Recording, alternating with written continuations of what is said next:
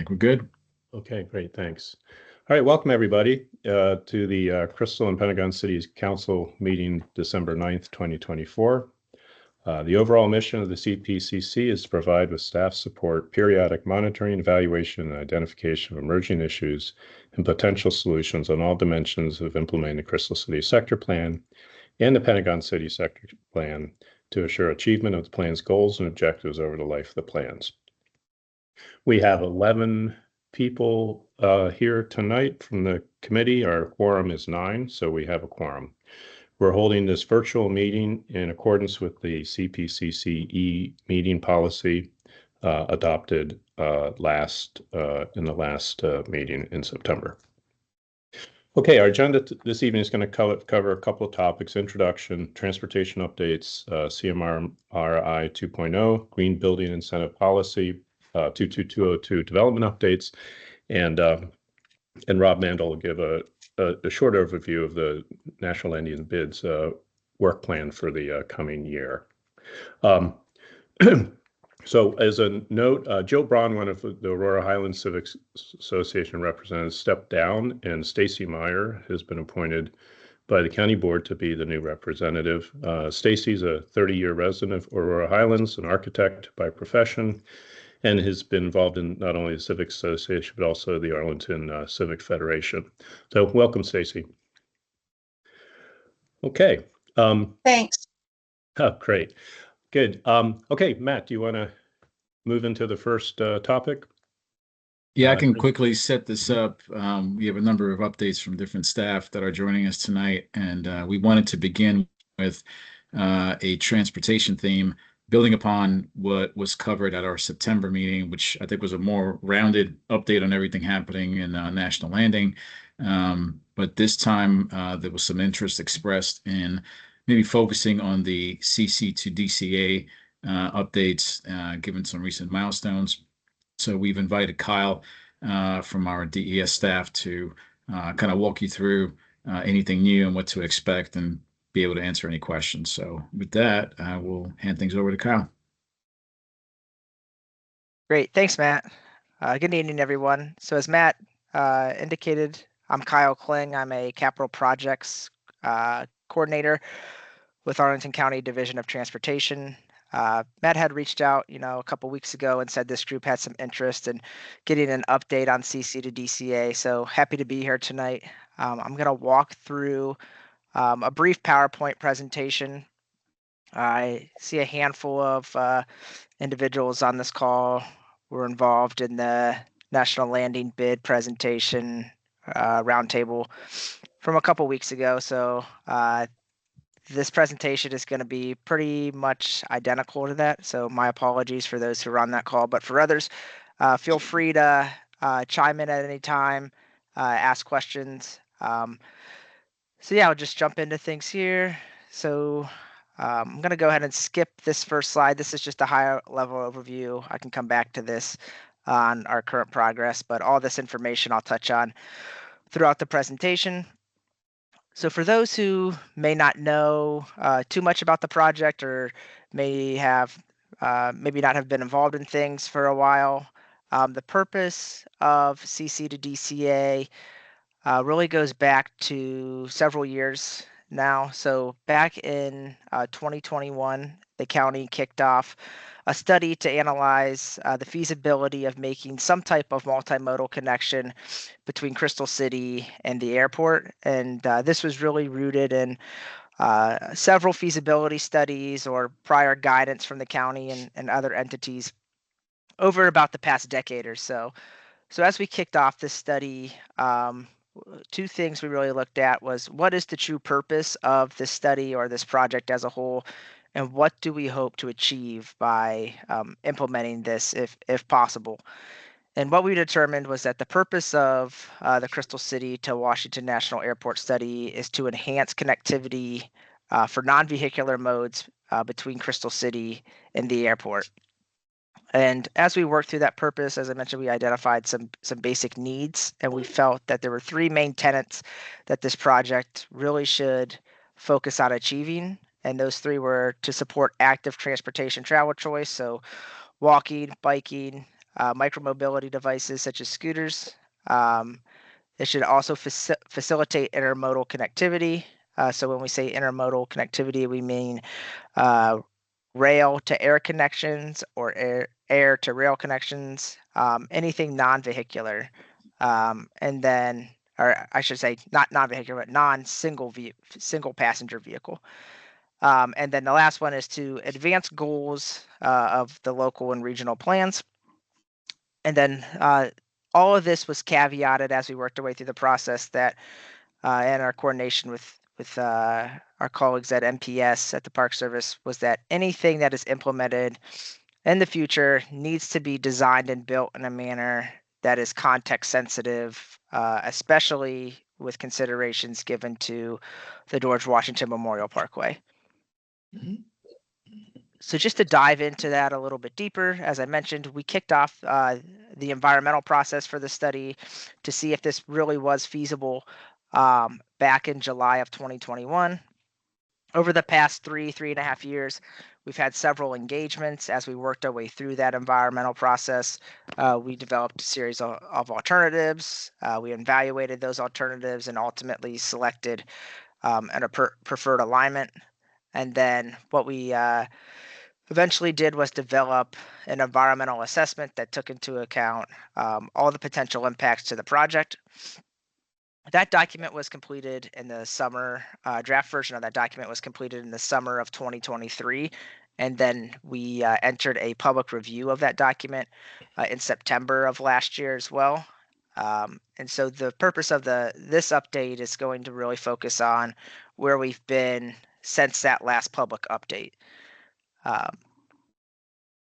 So moving along.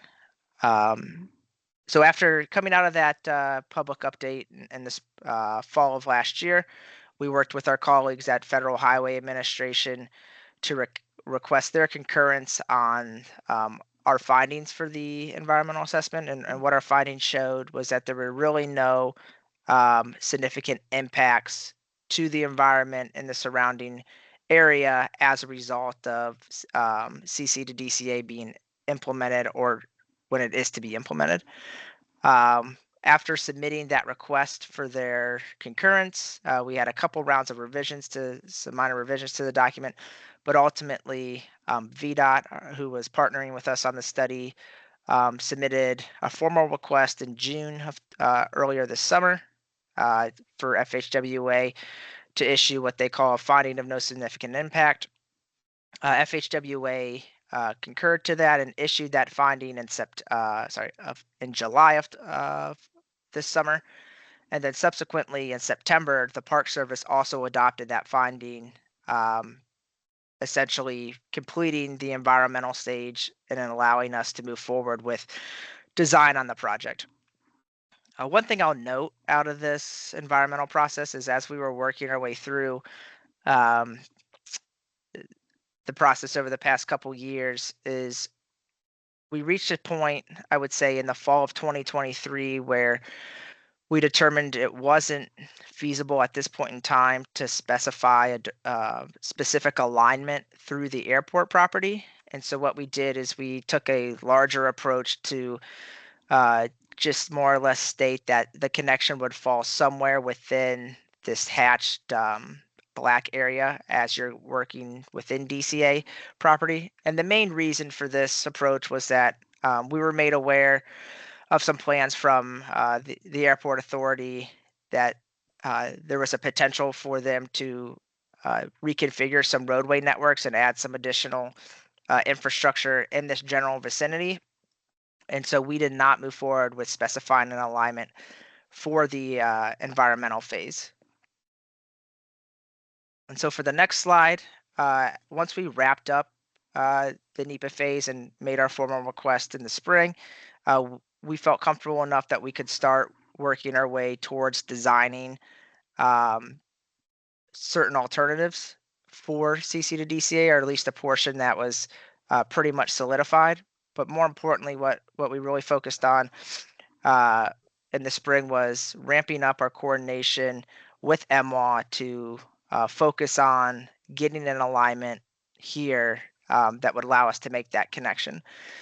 And so In the summer, we did publish a public newsletter update in the summer that kind of spoke to that a little bit, but we really just recently in the fall, I would say probably September timeframe, and this is based off of extensive coordination, which we'll see on the next page. We were able to identify a preferred route through the airport property, which really allowed us to begin putting together our formal design packages. And in the fall, shortly thereafter, in late September, early October, we actually had a 15% design submittal that we reviewed internally at the county, but more importantly, we were able to have stakeholders review it as well and solicit feedback from them. And when I say stakeholders, I'm referring to those entities and agencies that are directly have a direct impact on this project. So that would be the Airport Authority, WMATA, National Park Service, VRE, CSX, and other agencies who've had a direct tie to this. And so as we move forward, we're currently in the process of having meetings with those stakeholders to discuss the comments that we received, but we will be having an engagement and public engagement at the end of January of next year once we kind of settle back in from the holidays. So just to touch a little bit on the some additional details associated with design. So as I mentioned, we started our design process really in the spring of this past year when we completed our survey and utility work. But as you can see on that second bullet point, our coordination with MWA dates back to almost the time of our last public engagement in the fall of 2023. And we've had, a pretty decent amount of meetings with them almost on a monthly, if not more frequent basis to help identify what we're showing here on the right-hand side of the screen as the preferred alignment. So we've also met with other stakeholders during that time too, specifically the Park Service, and helping identify a connection to the Mount Vernon Trail, which is shown here coming off of the bridge in yellow. For those interested or curious, this blue hatching here shows MWA's proposed improvements to their roadway network.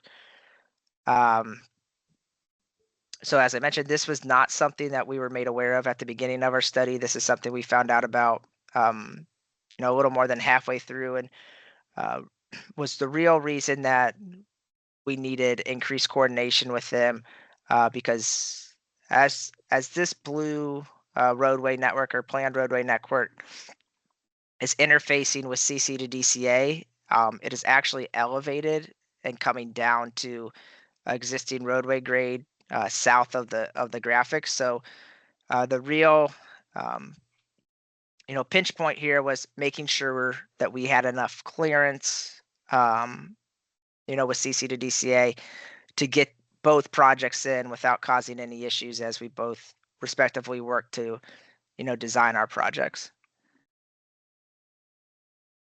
So moving forward, so this graphic, I know it's a little busy, hard to read, but as we were looking at various options, we weren't entirely certain how things would play out with MWA's plans. There was a couple different iterations of their plans that we saw. Some of them, excuse me, some of them had the roadway network shifted a little bit further towards the terminal, which made it a little more challenging for us to get down to grade because it raised the point of where we needed to cross over a little bit more. Other additions of that plan had it closer to the property line here. And so what we really did on our end was looked at a bunch of different options, some of them shown here on the screen, for a CC to DCA connection to get us from Crystal City here on the left side of the screen, and then tying into the existing Metro Rail lobby in Terminal 2. Each of these have a little bit of a trade-off. So this option 1, which essentially what we went with more or less is the most direct option.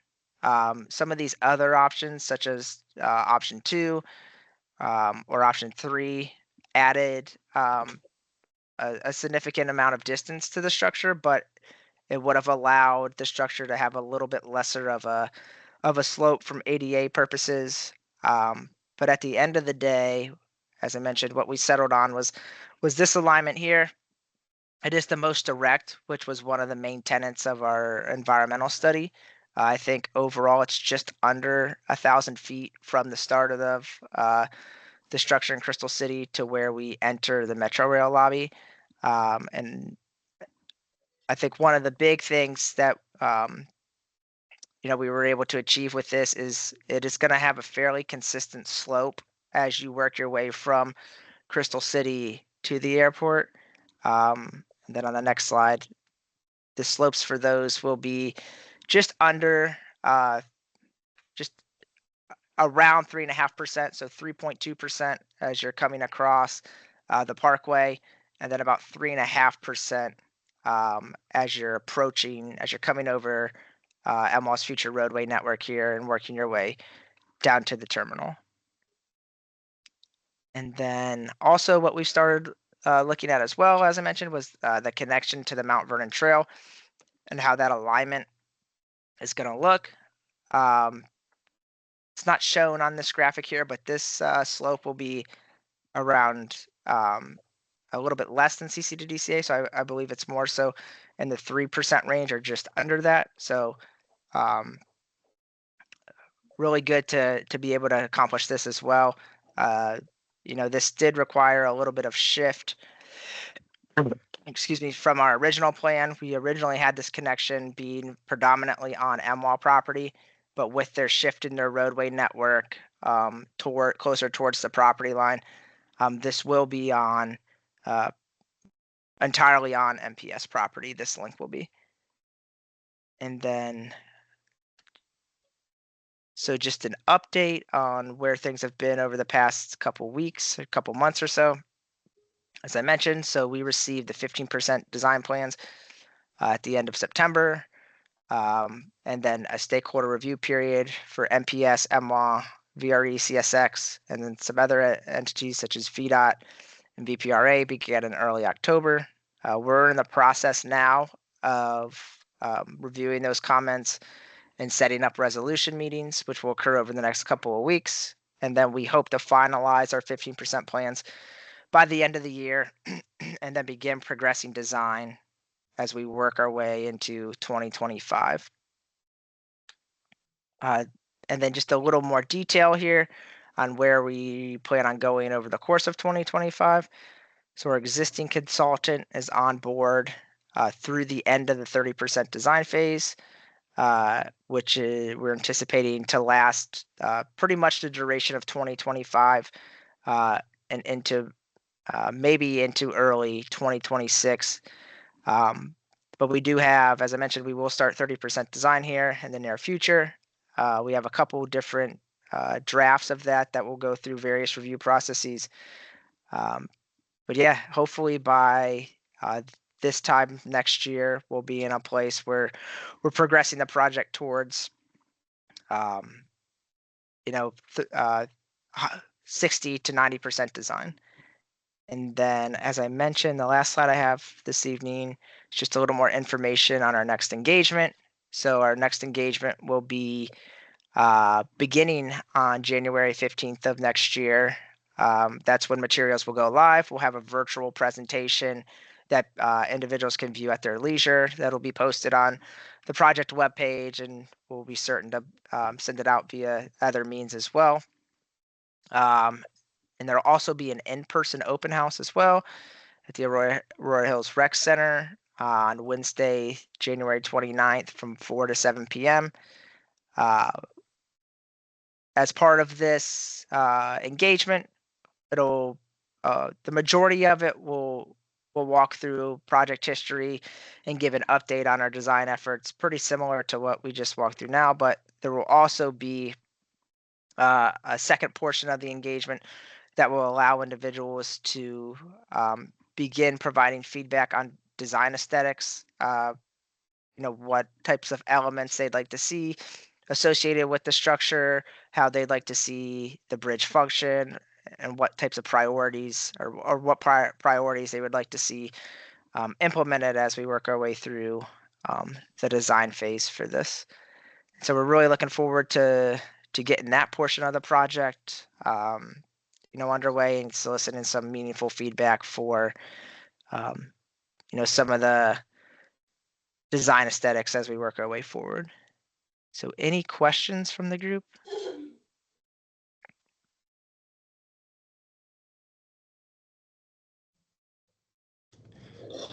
Thanks, Kyle. Yeah, Yep. folks have questions, go ahead and put your hands up. I'll start off.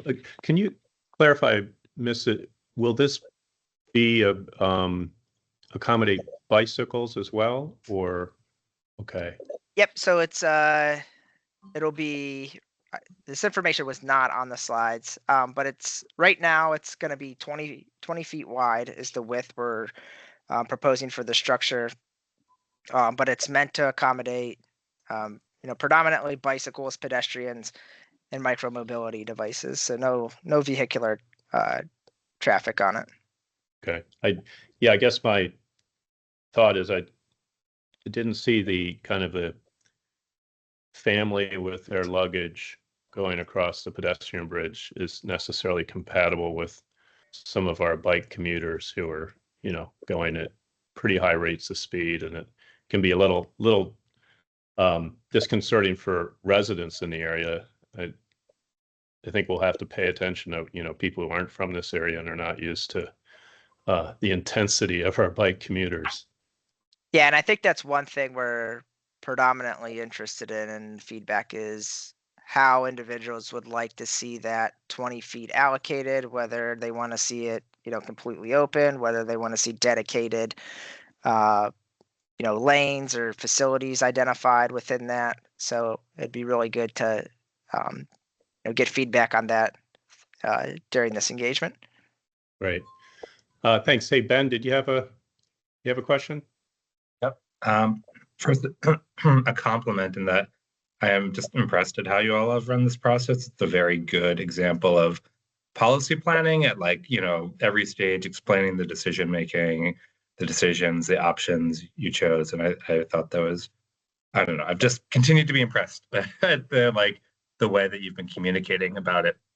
My question is there going to be a point when you all are going to communicate with ride sharing companies and things like that, given, right, I assume the intent, I know this has come up before, is not for this to replace actual drop off at DCA, especially when DCA gets really crowded and people going around, or even, taxis might even be more likely to do this or whatever, and avoiding clogging up Crystal Drive, which is definitely not, meant to handle that sort of traffic.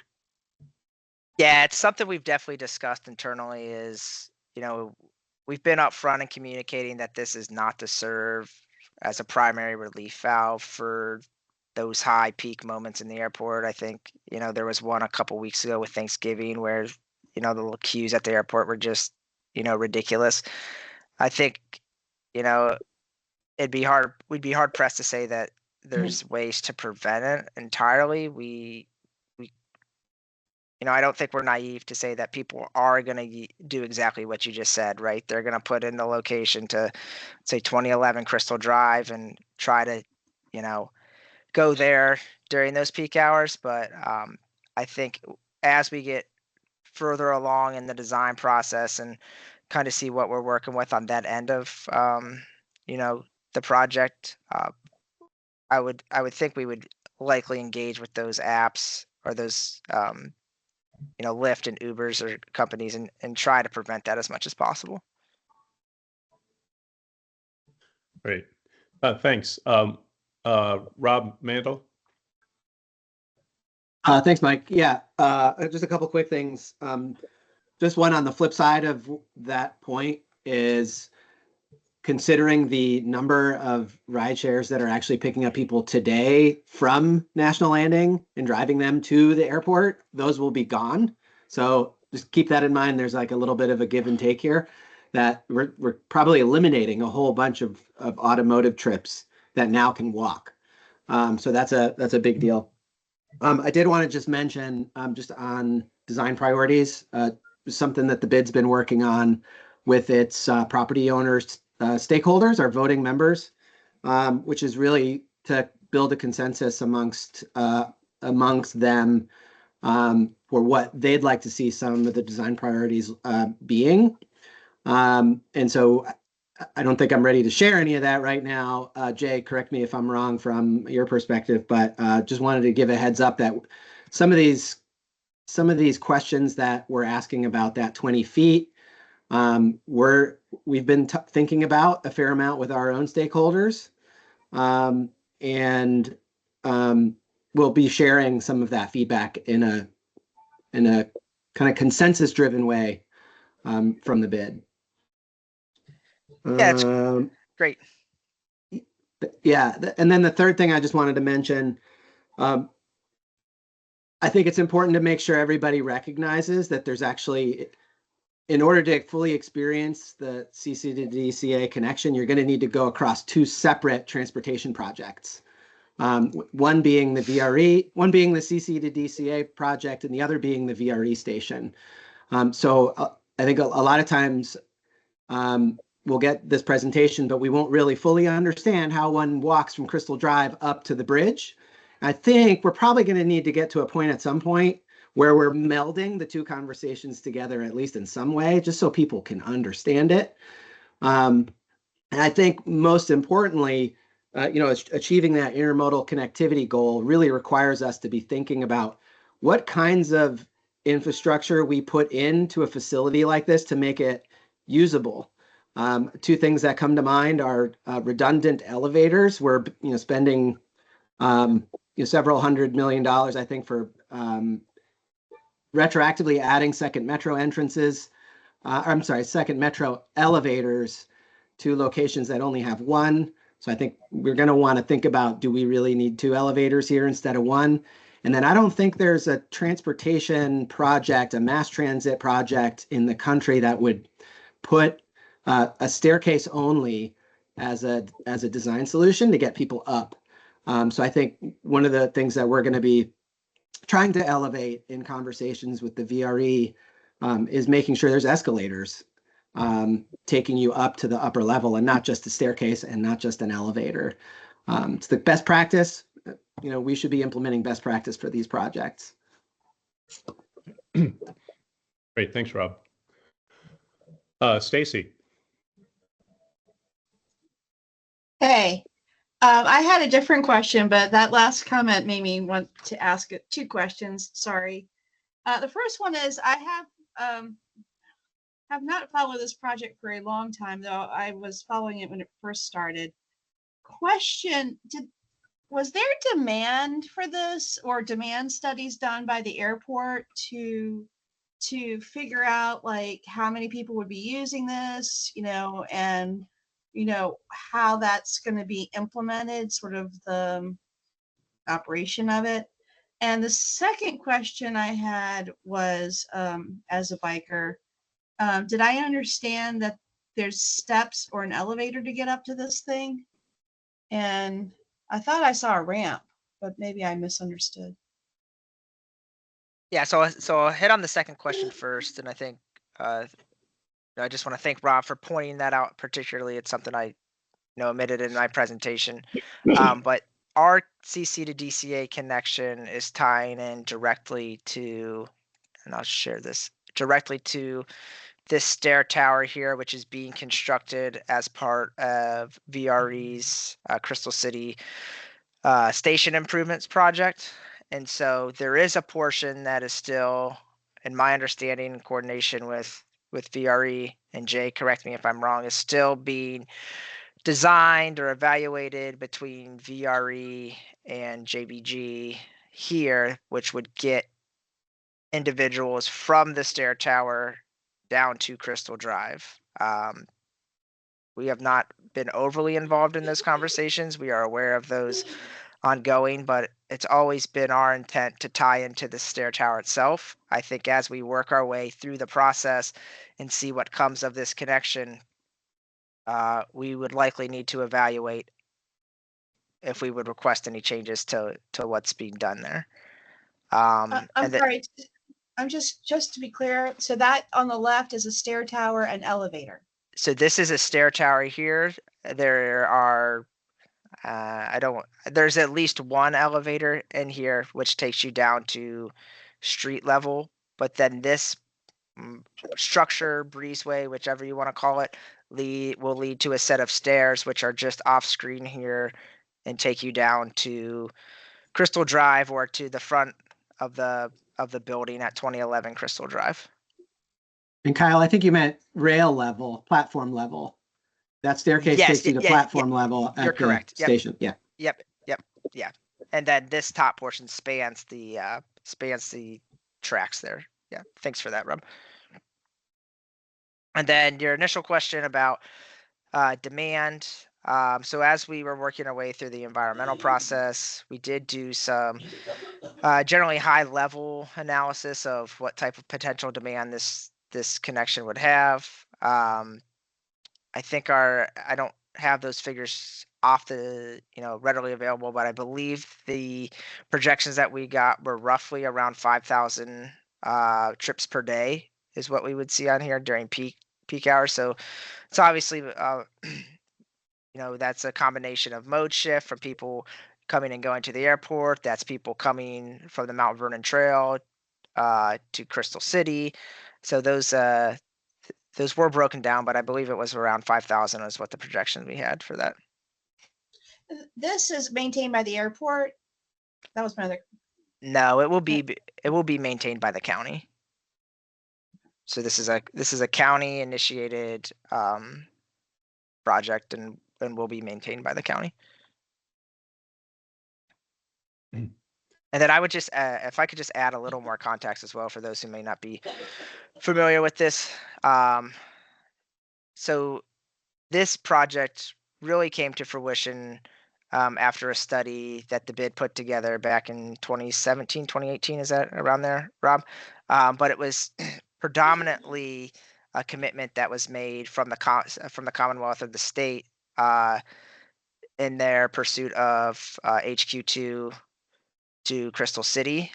It wasn't until that came to fruition that this project was actually funded, and the state committed about $9.5 million to this project to supplement the environmental phase as well as the early design phases that we're in now to get this project rolling. So just a little background on how this came to be. If I could just jump in real quick, just even to go a little back a step further. The sector plan in 2010 that was passed even has a reference, not very specifically, but has references to improving connections by foot to the airport. That's the small little line that the bid took on as, hey, what could we do with this to make this truly special? And I know I think this is getting some CMAQ money, so congestion mitigation money. So the amount of talk of how much this bridge means to economic development is usually a little bit downplayed, but not by us. So we see this as a massive economic development tool for National Landing, and it's already bearing fruit in that respect.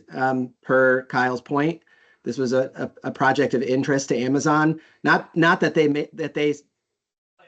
they said or came to the table with this project. They saw a project that was on the table that hadn't fully made its way through a funding process.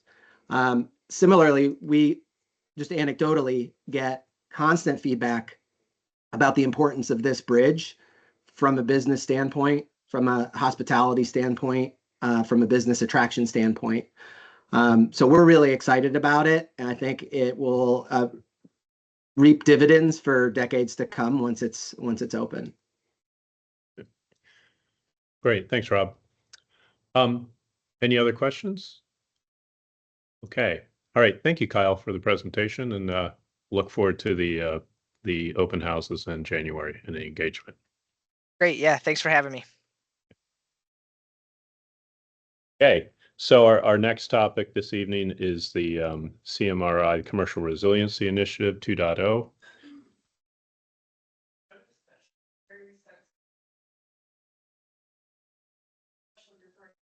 Great. Can everyone see that? Yes. Great.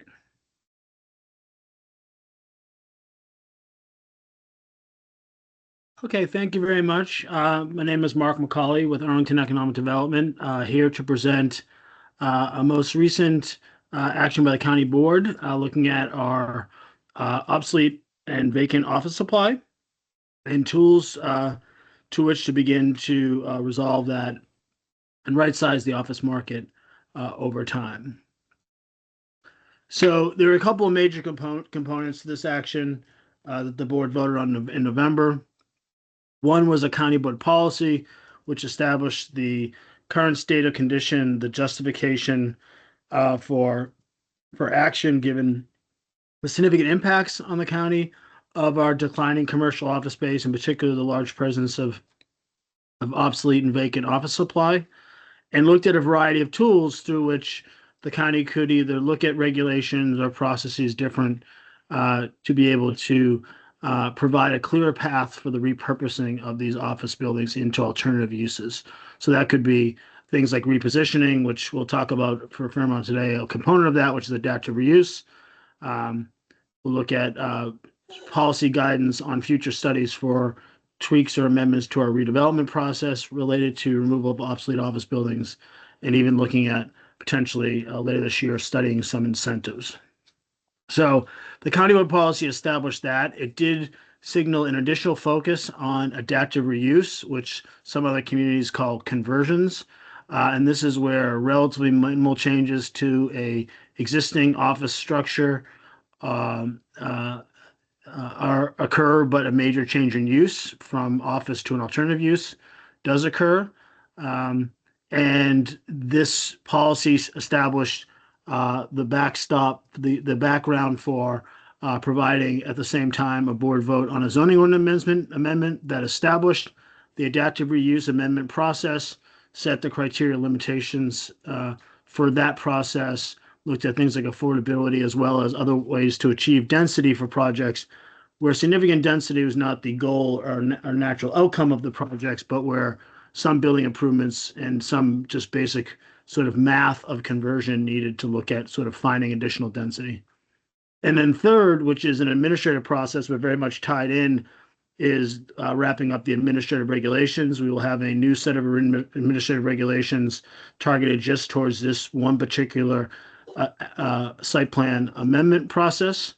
And the admin regulations as they do today, but in a separate document for this case, we'll look at what are the submittal checklists, what are the process and timing of the process, what are the elements, and then obviously looking at standard site plan conditions and other development standards as well.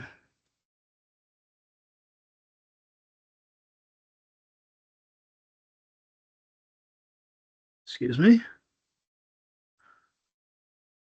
So from a holistic standpoint, and not just beyond just adaptive reuse, but looking at the overall county's role in sort of repurposing our office market, we definitely focused on policy that had a bold and forward-looking policy response to this challenge, even to the point where it established the repurposing of obsolete office buildings as a public priority, which is key in that it sets it in similar level of priority as things like affordable housing or sustainable design. This was obviously an indication of the scale and impact of the problem as determined by the board, and looking at how our office market will continue to change and how our regulations need to continue to not only deal with what we've seen over the past several decades, particularly with the pandemic, but also how what we're seeing moving forward. Concepts like how we look at building activity versus building use, where we see a lot more activity as the guiding principle rather than conventional notions of use. Need to rethink how our site plans are reviewed, how our site plan amendments are reviewed when these types of projects do come forward, and providing a streamlined approach that looks at a new, clearer process, a pared down checklist, focused staff review, concise engagement, and site plan standards and modifications that shorten review time and limit upfront costs. And another concept that we thought was important for this policy was the idea of urgency versus patience. So the idea of standards and requirements laid upon site plans can often hold a fairly stern line, but often what you get is a stalled project or projects that don't happen as quickly. And the board determined that in this case, urgency was a determining priority. So a couple of important points here. One is that we are creating a new process. So this is not a version or some referencing our current processes in the zoning ordinance, which either allow for an administrative change process to a site plan, a minor site plan amendment process, or a major site plan amendment process. This is a fourth option that is focused just on a very specific type of amendment request, which is existing office buildings that are governed by site plan and are looking to change alternative use with minimal changes to building site and design. And we do think that one of the goals of this process is this new process is to look at how we can get down a major site plan amendment, for instance, which may take 8, 9, 12 months or more, down to 3 to 4 months, looking at just the relevant changes to the buildings a conversion or adaptive reuse typically proposes. We're also, one of the things that's important to note is this will still end up in a county board action. There will be a vote every time an amendment process comes through this new design process. We did look at administrative paths, but those were not viable from a variety of reasons. And we think best practice is still having the county board amend its own site plans. But we just created a streamlined process that allows for that. And then context appropriate submittal requirements, staff review, and site plan standards throughout that once again really reflects the very specific nature of what an adaptive reuse project is looking to change from its site plan. And that includes not only changes to staff review, but also potential changes to how we're looking to engage the community and our standing commissions. And then finally, criteria and limitations. We want for flexible review and standards, looking to really provide opportunities for buildings to get better by adding certain types of density that increase the building, but not where we increase the building's viability, but not where we're doing things like adding additional infill development or stories or things like that. For this purpose, that would still be considered redevelopment. And then things like for our review standards, there will be no affordable housing requirement attached to these types of projects, which I can go to in a second. We'll be looking at a very achievable baseline of green building. Once again, understanding that the embodied carbon savings of these buildings is often significant by maintaining the building, as well as just the bare upgrade of systems from today from when they were built is a significant green building success. And then there will be discussions of enhancement to the public realm, whether it be existing public, privately owned open spaces, sidewalks, streetscapes, where appropriate. And obviously, we'll look at parking and loading, particularly as parking demand changes and potentially for looking at how we use unrequired parking spaces. One of the important points here, however, is that there will be no changes to community benefits, major community benefits, I should say, that were established under a previous site plan. So if there's a park built there, the park will stay there. This is not a process for amending or changing those core extraordinary community benefits that were used to earn past density. And so I mentioned a couple of times the important that we felt that there is a method for a way to, without a significant amount of cost or process, to earn density in very discrete ways. Some of those are very technical, such as sometimes when you're looking at converting a use, you run into density challenges where the density standard, baseline standard in the zoning ordinance is different for, say, residential versus office. And you need to, quote unquote, find paper density. Or where there's inclusion of previous excluded GFA. So where under a previous site plan, say a part of the building was excluded from GFA because it may have been an elevator core, for instance, but where the proposal may include that as GFA uses and finding that at, once again, limited cost and process. Things like ground floor bump outs so that we can really make sure these buildings are rethinking how they address the street. Things like enclosed balconies and terrace. Enclosed is the only important there is that's how you essentially qualify as GFA, open air balconies and terraces are not. Rooftop amenities, again, density and height is not of additional storage, but sometimes when you put amenities up on a rooftop that was previously, say, mechanical, you may trigger some height issues that we want to be able to resolve pretty quickly, given that they're relatively small changes to the building. Facade replacement, and then one topic that we'll be discussing probably a significant amount over the next year, not just relevant to these types of projects, but for a lot of type of projects, is how we look at underutilized or unused parking or unrequired parking. And then, so the zoning ordinance requires that for this density to be allocated, one, that it needs to be a public priority, which it is, as we established in the policy, and that it is consistent with the change of use, reflects the overall reinvestment of the building, and enhances the public realm in some form. And then finally, we'll continue to obviously look at the baseline standards for things like green building, transportation, parking, and loading, with, once again, the context of these are existing buildings. They do not have the flexibility of new construction, but also don't have the net new impact, and that often they have been buildings that have been around for quite some time. And finally, admin regs and guidelines. This is, once again, the administrative process that sort of is the engine behind the policy and ordinance. Allows us to set forward what the submittal checklist is, how we review proposals, what are the standards and conditions that we apply, how we run through our post-entitlement permitting process. We do hope to be accepting applications by the end of this year, which is just in a couple of weeks, maybe under a pilot program, but we are very interested to see what the market is out there looking to share with us, which we know a couple of significant projects that may be coming in very early to sort of test these new regulations. And then finally, I mentioned the policy as a whole was not just about adaptive reuse, but was looking at teeing up conversations about other types of tweaks we can make to our process to look at obsolete office buildings, from how we look at pre-construction switches, or this is where an existing site doesn't have a constructed building on it, but is planned in some form for use, and how you go through the site plan amendment process for that. We have a lot of history over the past 5 years using our administrative guidance to be able to shepherd those conversations, and still continuing thinking how we could perhaps even formalize that further. Office building repositioning, which is where some significant investment is made into an existing building, but no change in use is requested. So just sort of a reinvestment in an office building, for instance. And then we have different types of redevelopment. And so one of the things we're seeing significantly different versions of as we look at our pipeline for development is projects that are thinking differently than just the classic tear it down, build a big hole, build new towards a sector plan, and looking at things like, do we want to add a few stories onto an existing building, which is a type of conversion, but would still need to be thought of differently. And we want to tweak that out for further study.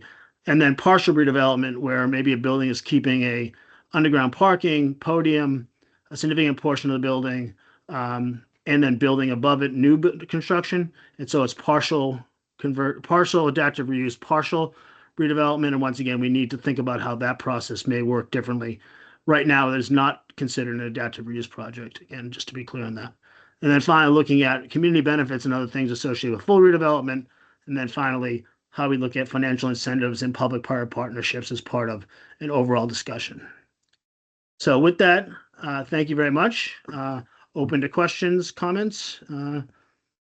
I'll kick it back to you, Mike. Sorry, Mike, you're on mute. Thanks. So to clarify, Mark, this is proposed to be an administrative process that goes to the board for review. Is that? Well, what you're saying? No, I don't think would there be a SPRC or something equivalent to that? So we have talked with our planning commission about this. This is a significant topic of conversation. We have a little more work to do with them, but they were very much open to the idea of perhaps a pre-process through which the members of the planning commission would get together and determine whether the project was worthy of an SPRC. Given that a lot of these may not have a lot of changes, and no one wants to show up on a Wednesday and then figure out that it's not that much to talk about, and that we're using all the virtual tools and things like that to get feedback. I think we're going to be looking at process a little bit differently than a major site plan amendment where there's multiple SPRCs, certainly. There may be one if it's a more significant project. We're kind of playing that out, and I think the planning commission has been willing to sort of test it out and readjust as they go along, depending on what they see out there, which is very similar to CMRI 1.0, when we do a lot of changing uses. By the end, I think the planning commission realized that the time to read the motion was probably as much time as they needed to discuss some of these relatively less controversial issues. So I think we'll see as we go along, but it won't be any more administrative than a normal site plan amendment process. It's just that there may be less focus on the community engagement and more on quickness getting to the board for the public hearing, or rapidity. Okay, great, thanks. And Judy, I hope you have some comments on this. I'm interested in your perspective. Jeff, let's go to you. Yeah, thank you. So my question was along the same lines. If it doesn't, I would think it would be useful to have some kind of public presentation of what, slides of what the proposal is, so that people can be aware. And I assume it will go to transportation and planning probably before it goes to the board. It may go to planning, it may not go to transportation. Okay. So right now, in the grand scheme of amendments, this is obviously a new process, but just so you're awareness, minor site plan amendments do not go to either the planning commission or to any other commission. They go directly to board. Major site plan amendments go to the planning commission, and at the behest of other, if it has issues related to the other commissions, will go to, say, transportation commission or housing or things like that. So the process that I'm familiar with is that there's a developer proposal, but there's also usually a staff evaluation and recommendation. That still will be part of what gets proposed and goes finally to the county. Yes, so there'll be a manager recommendation, not unlike any other sort of proposal in front of us. I think the key distinction here is just the nature of the proposals, right? And that you're not changing, you're not doing ground development where there's a lot more moving parts of what to discuss, how a building can impact the neighborhood. A lot of it's going to stay the same. So I think we're not dismissing the importance of engagement. It just may be not as many issues to discuss as with the new proposal. But it's likely that some will probably go to the planning commission while you work through how this process works. Yes, I do think we obviously are going to ask every developer to provide a public presentation of their project and send that to the affected civic associations, and obviously at their own behest may meet with them. And then I do think that there'll be a discussion with the planning commission early this year about, as we start to see some real projects in the planning commission, sort of deciding whether they think the SPRC route is the right way to go, or to go right to planning commission. Okay, thank you. Thank you. Thanks. Stacy. Thanks, Mike. Hey, I'm the rep for Aurora Highlands, one of the reps, and we are an edge community and have a lot of issues regarding those edge developments, especially when they are looking to increase in height. And what comes to mind when I'm thinking about the process that you're talking about is those office buildings that are on 23rd Street in the middle of our neighborhood that would, I would imagine, if they went residential, need additional height, and would be asking for it. And then the community in this process would then not even, we don't have much input in this SPRC process to begin with, but as we have found, but sometimes, but we would be completely cut out in a situation like that. And some of these office buildings back up to people's homes. So I find that to be a little bit concerning in that regard. We had something, and it just, I'm sorry I used too many words, but we had a Crystal City Heights study a few years ago, and that seemed very innocuous, like, oh, we're going to just make some buildings higher in Crystal City so that we can get more residential there. But then we looked at it, we're like, wow, that already, that extends all the way to Eads and 23rd Street. And we have a lot of buildings right on the edge of our community here that would be affected by, and a lot of the community at the perimeter would be affected by these kinds of buildings. And this process would not be great for reducing community engagement. I think people in our neighborhood would have a fit. So just to clarify one point you made, which I think is an important one, is is that a situation like you described, where an office building wants to be torn or fully, partially torn down and add additional heights and stories, would not be an adaptive reuse and would not be subject to this process. That One would go doesn't through. have to tear down a building to add stories to it. They do it all the time in DC. No, but I'm saying if it's torn down and or add additional stories. So if you're adding additional stories to an existing building, that would not be adaptive reuse. That's what we call adaptive reuse plus, and that is worthy of further discussion. Right now, that would go through the traditional major 4.1 process until otherwise reconsidered by the board. Sorry if I misunderstood that. Thank you. Oh, no, but it's important. But I'm glad you asked the question. It's important to know because it's a little bit of nuance, but it's not, right? It's if you're adding additional heights of stories or additions where, say an addition where you sort of build significant amount of building to a building, whether it's on top or on the side, would not be considered adaptive reuse. Those would be triggered by those would trigger another level of review.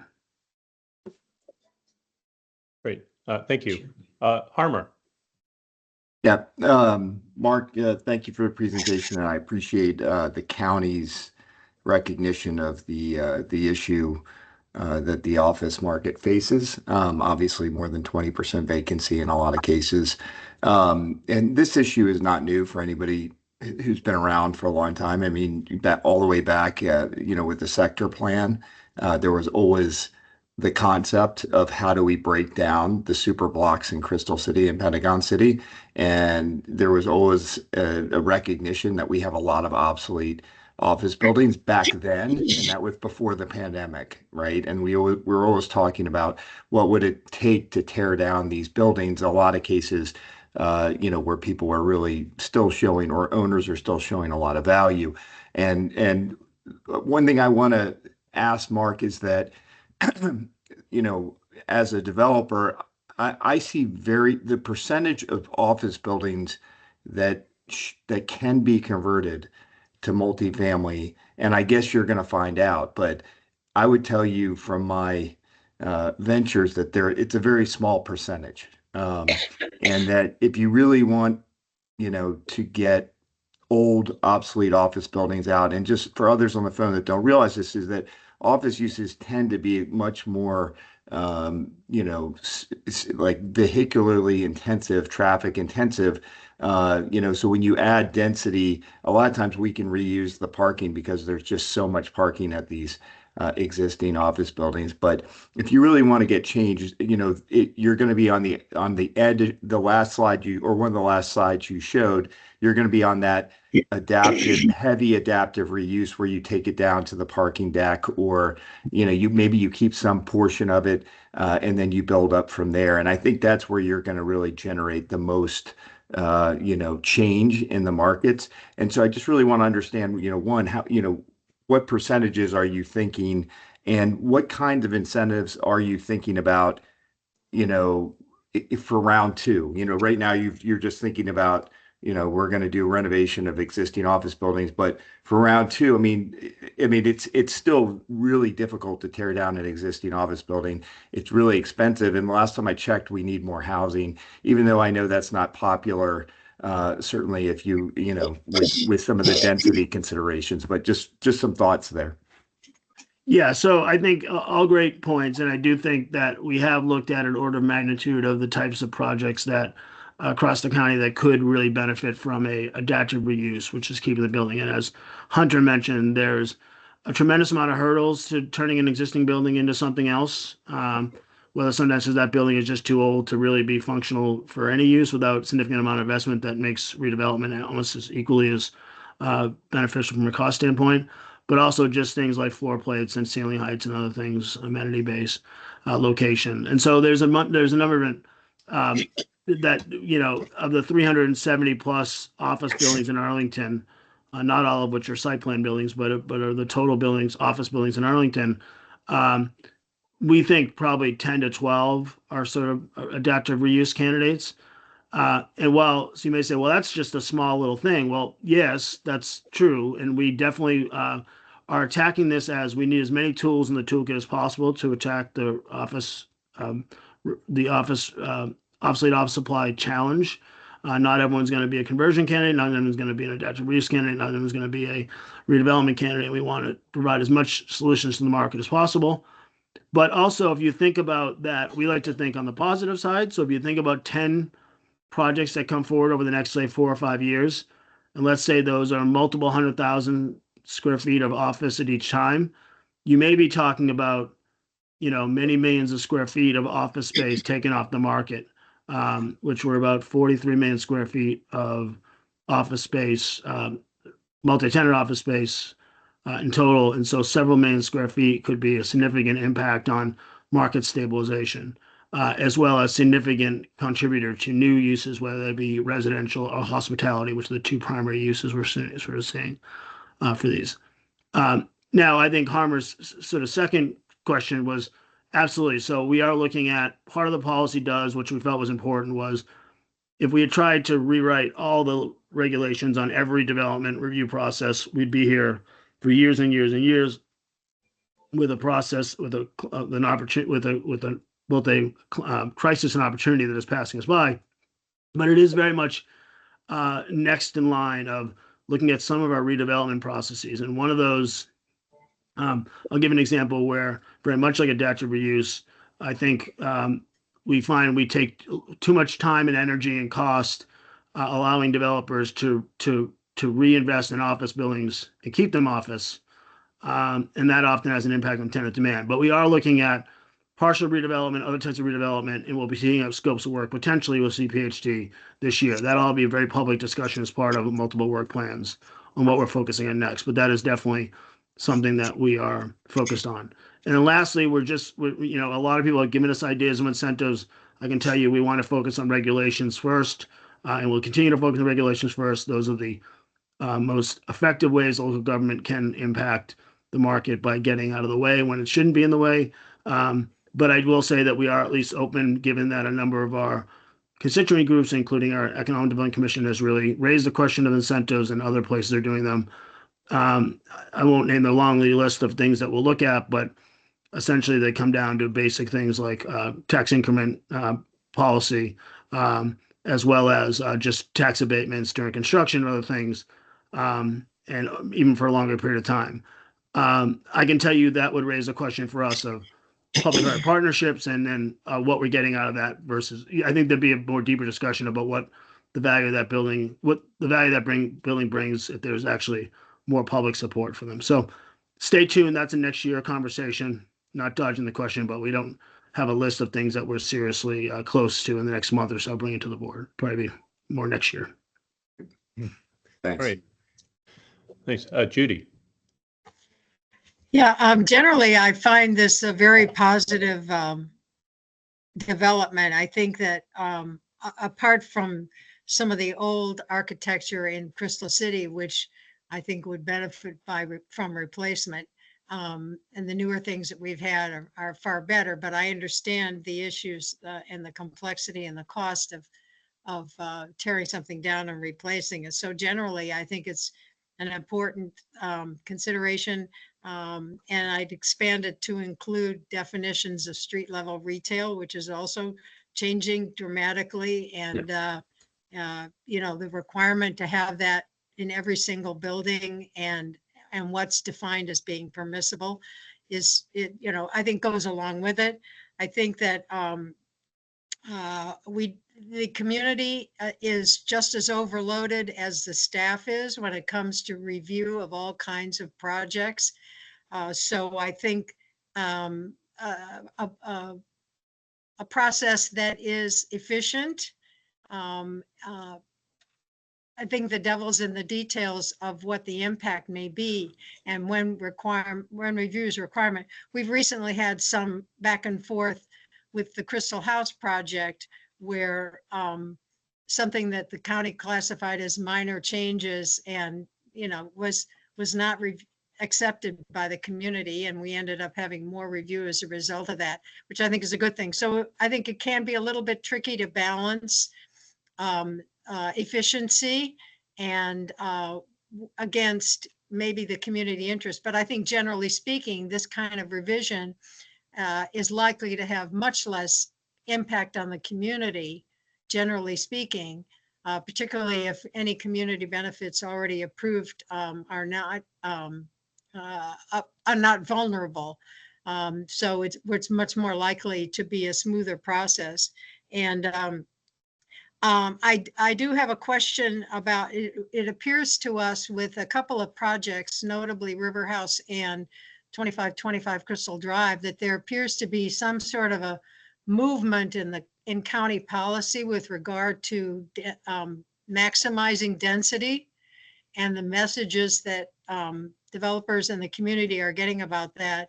So I just throw it out there as a concern, because I don't know that a conversion may necessarily be able to maximize, if you're talking about an old building that by other standards might be underdeveloped, and whether or not we're going to be pushing too far in that direction. But generally speaking, I think that even if it only impacts 10 buildings, that's 10 buildings that should become more viable for the ownership as well as the community. So I think generally it's a very positive. Thanks. Thank you. Thanks, Judy. Rob. Yeah, thanks, Mark.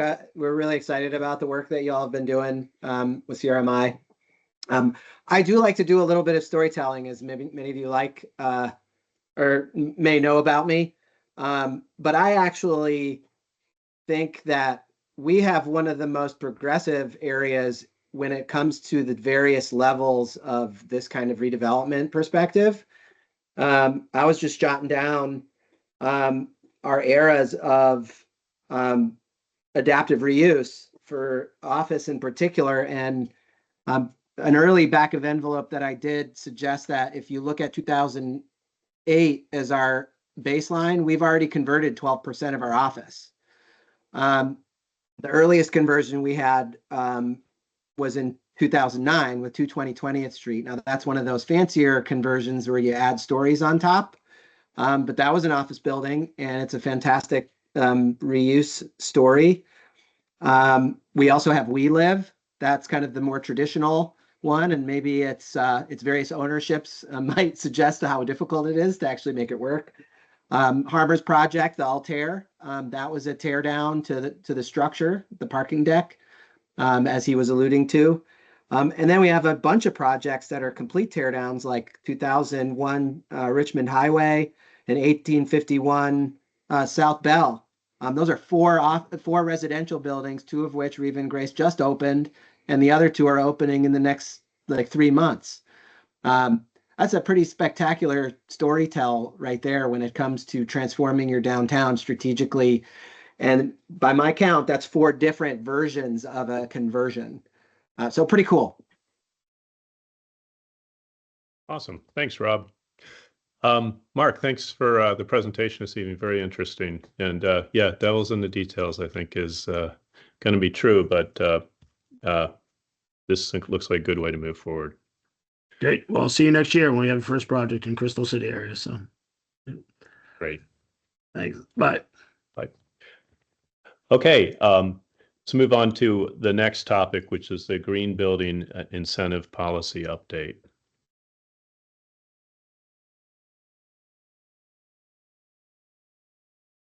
Hi, hopefully everyone can see my screen here.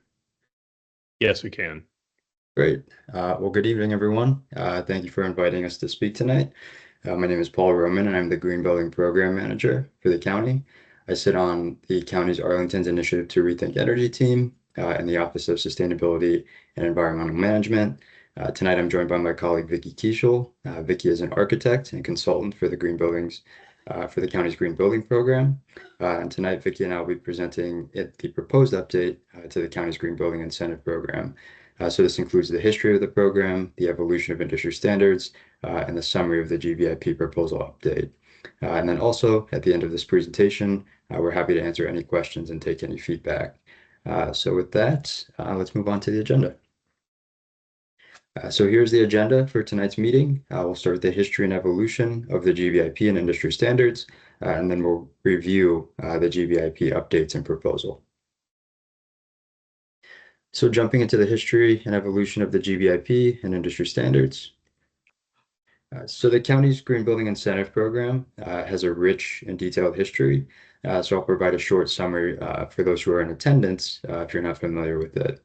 So it was created in 1999 and adopted by the county board shortly thereafter, and it started as a pilot program. So the purpose was to establish a voluntary program to incentivize private sector high-performing buildings that went beyond state code and Dillon rule restrictions. The original program only applied to commercial offices and offered up to 0.25 FAR bonus density in exchange for obtaining LEED Silver certification from the United States Green Building Council, also known as USGBC. In 2003, that eligibility expanded to all site plan projects. And then in 2009 and in 2012, the program was reviewed and updated again with the adjustment of bonus density based on market acceptance of the LEED standard, as well as planning in correlation with the greenhouse gas reduction goals in the county's community energy plan.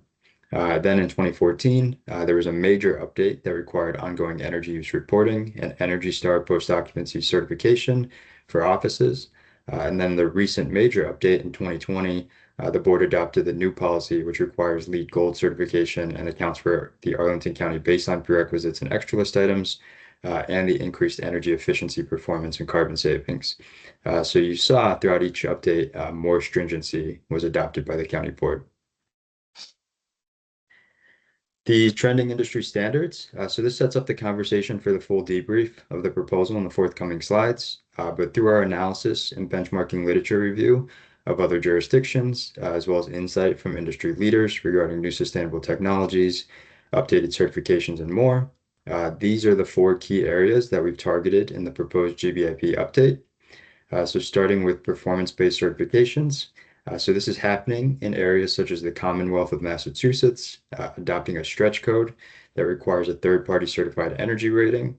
And in the state of New York, where they have not yet adopted the proposed update to their stretch code, but for the 2023 stretch code, the New York State Research and Development Authority, also known as NYSERDA, is including a way to incorporate the Passive House standard.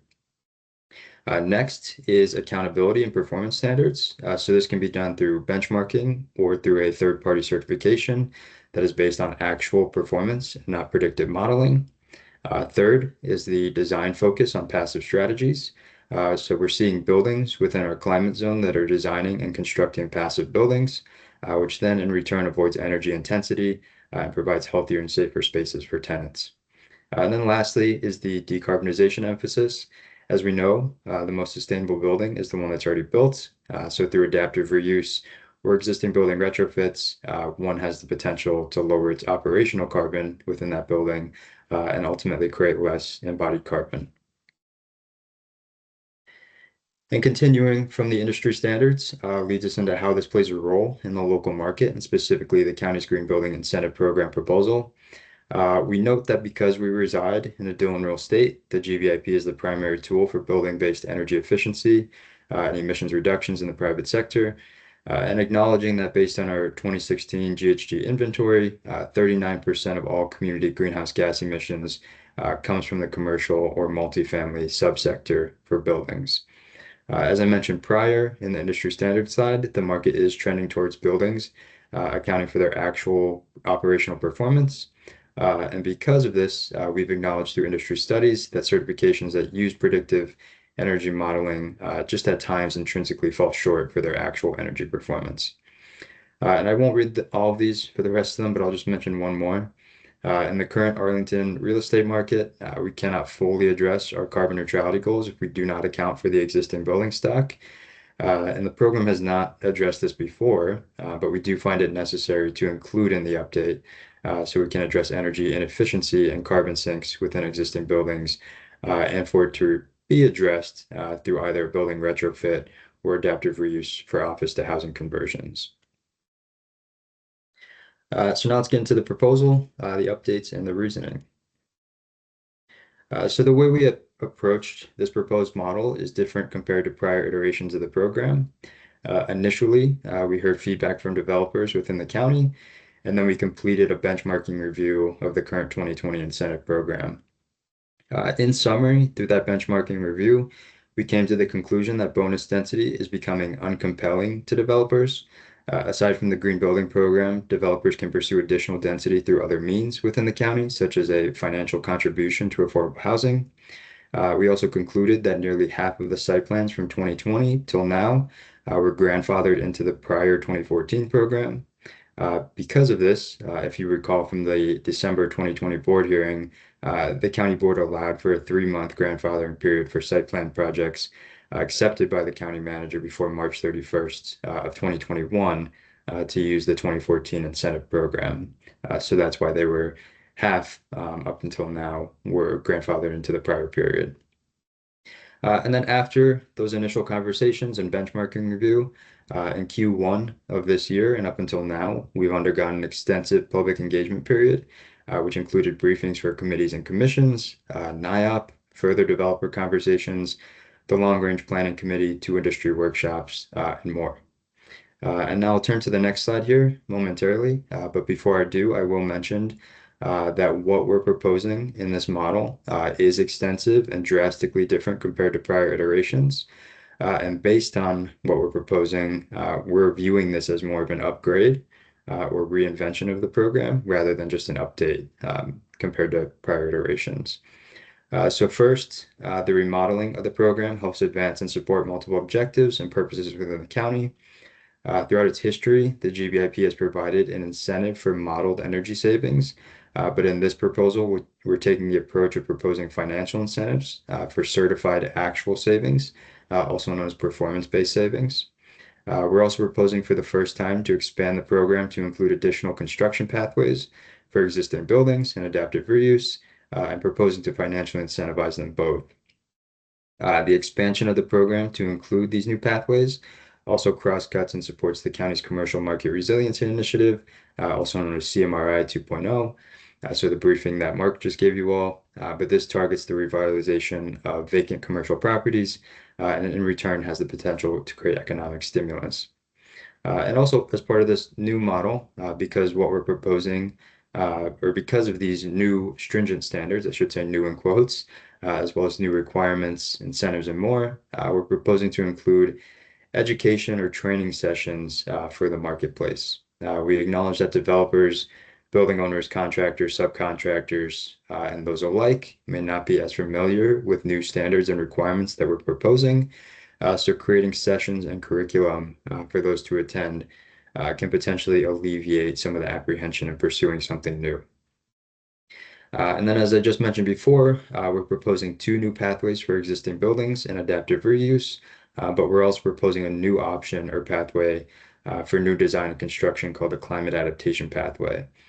So we'll continue to keep the traditional pathway that uses bonus density to incentivize private site plan developments, but in the climate adaptation pathway, developers will be financially incentivized if they meet stringent energy performance standards through the certification Passive House US Zero certification, or FIAS for short, as it's known.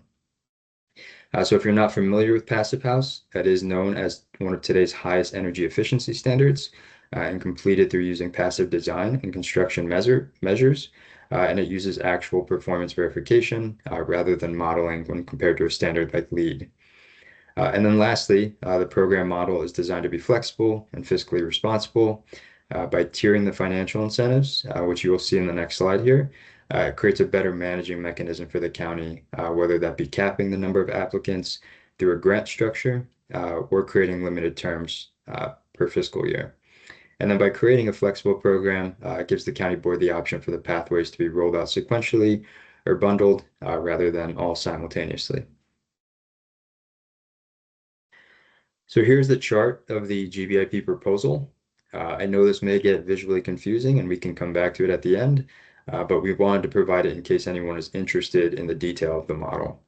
At a high level, you're seeing the breakdown of the 3 types of construction on the left-hand side, and then the designated pathway or pathways for each, and then also what's required and the incentive and duration proposed.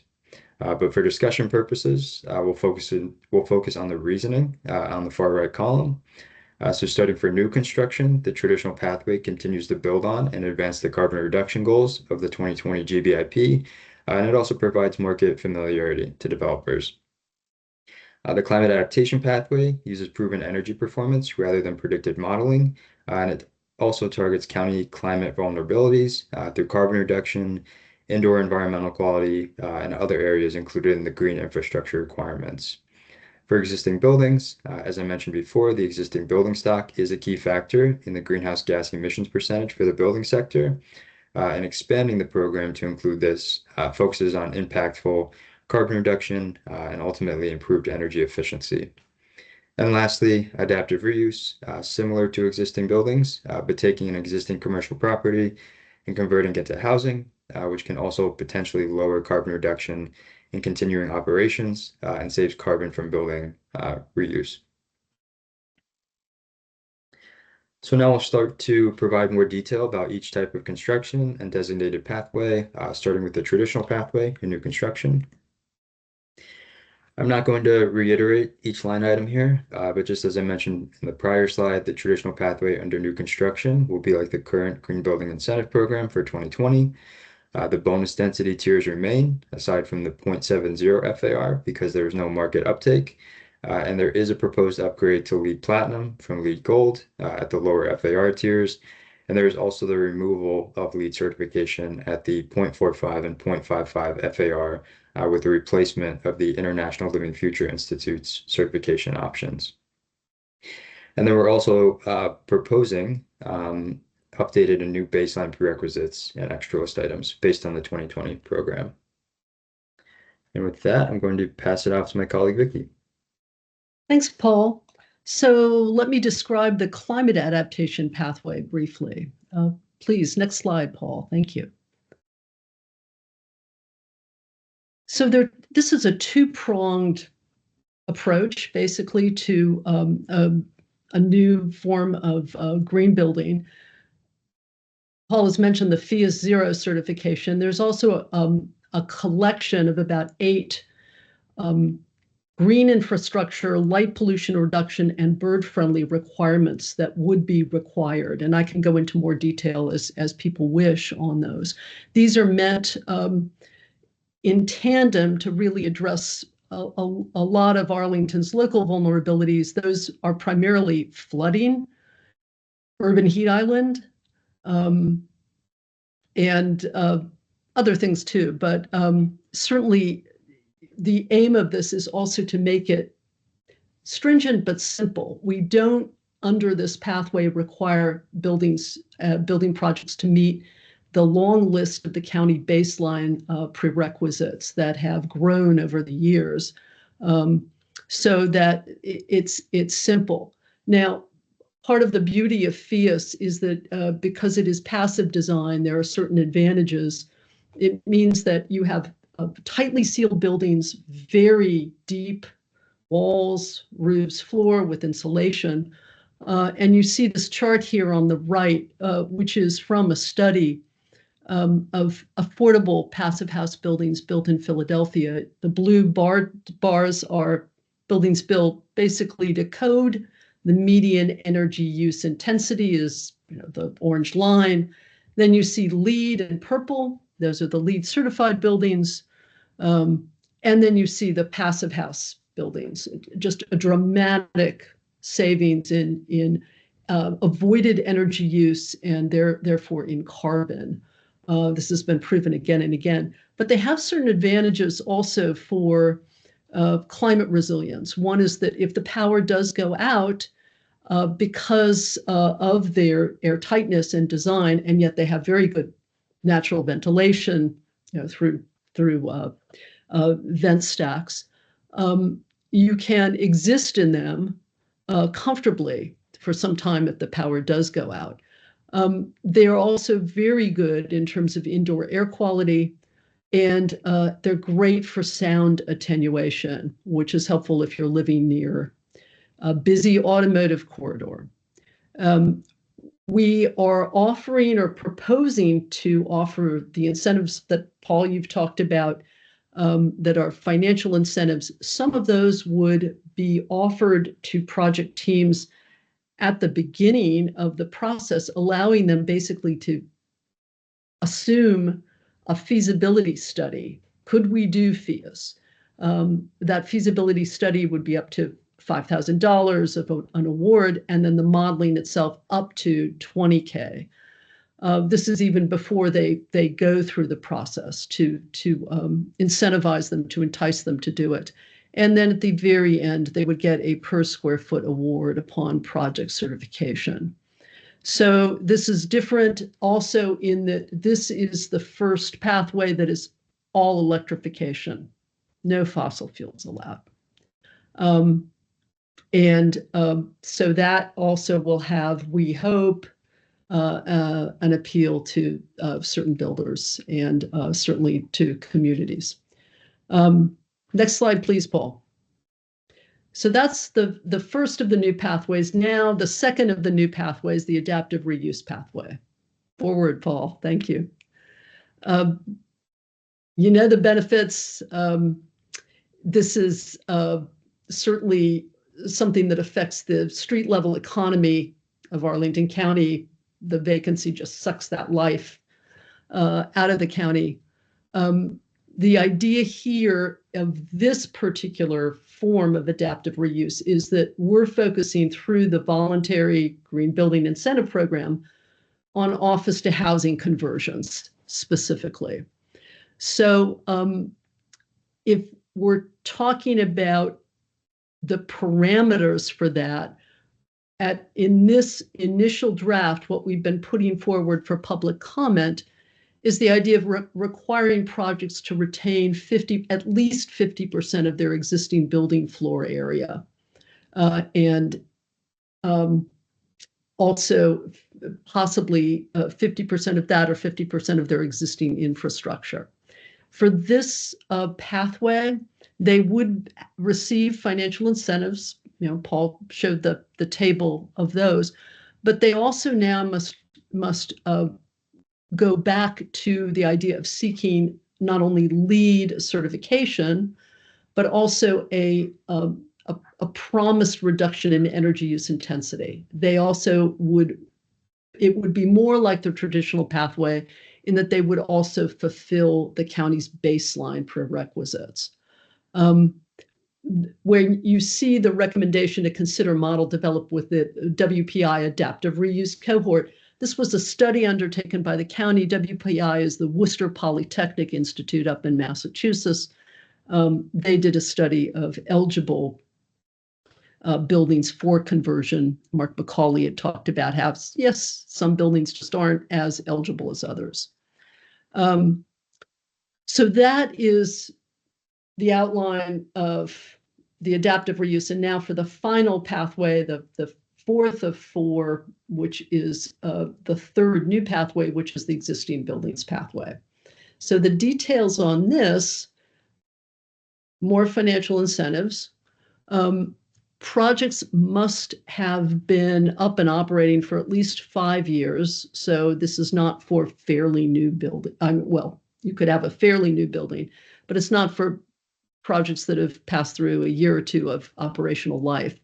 And then we will be talking about this one quite a lot in the educational program that Paul mentioned, because the question is, what are the eligible upgrades here and retrofits that would be deep enough to make a difference in terms of energy efficiency and also carbon reduction for the county?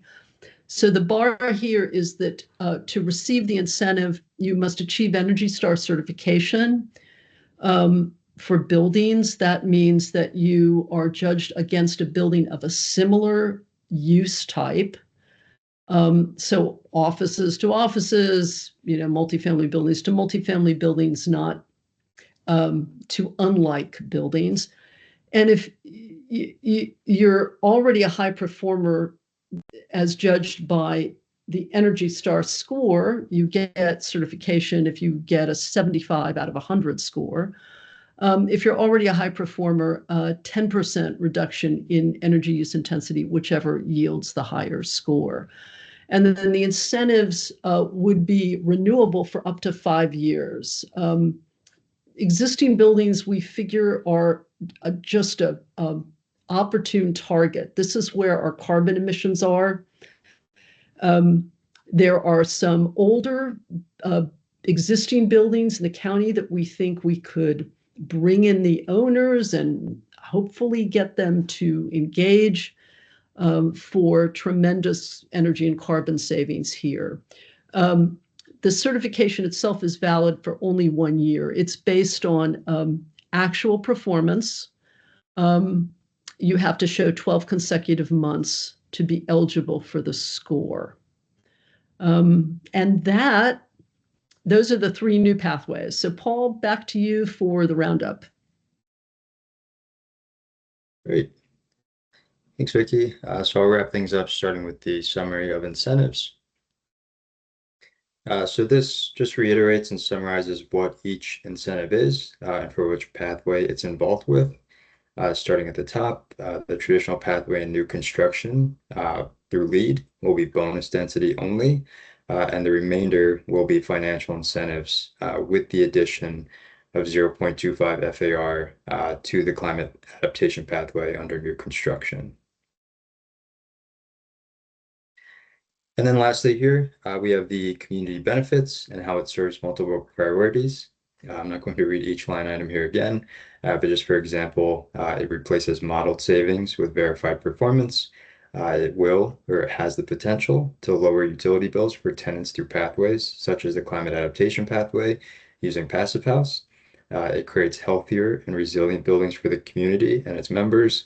And economically and environmentally, it revitalizes distressed building assets. And then here, we just have feedback from what we're hearing. Just at a high level overview. Obviously, there's more detail just based on the public engagement that we've gone through and the comments and questions that we've received. But just breaking this down into 3 categories, the first being from the advocates, the second from affordable housing developers, and then the third from market rate housing developers. But starting at the top, from our advocates, committees and commissions, some are opposing, or sorry, not opposing, but proposing building electrification mandates across all pathways, so including the new construction pathway for the traditional and climate adaptation pathway, even though FIAS does use no combustion on site, and then also including the adaptive reuse in existing buildings pathway. And then there's also a call for an increase in electric vehicle charging infrastructure from our advocates. From the affordable housing developers, they did ask us about tax credits. We did look into tax credits initially for this program, aside from the financial incentives that we're proposing now. But just from the rigidity and stringency of Virginia law, the way that Virginia law wants you to tier tax credits at each pathway or certification that you're offering, it would have to remain the same at each level. Just based on the stringency difference at each level that we're offering in the proposed pathways, it didn't fit necessarily. Financial incentives and operational costs. Affordable housing developers, because they can only cap their rents to a certain price, they were asking, how do these financial incentives help or impact operational costs down the line? As we know, affordable housing developers typically hold on to their properties longer than market rate housing developers. And because of those capped rental costs, can the financial incentives that we're proposing be spaced out over time to help with the operational costs moving forward of that building? And then also there's interest in the newer certification standards and new pathways that we're proposing, such as the climate adaptation pathway using FIAS. But there's just, again, some hesitancy around pursuing something new because of the inexperience, because of the lack of knowledge around this. So that's why we were also proposing that 6-month education and training period for developers, contractors, subcontractors, and those alike, not only for affordable housing developers, but for market rate housing developers too, so it kind of eases some of the apprehension moving forward.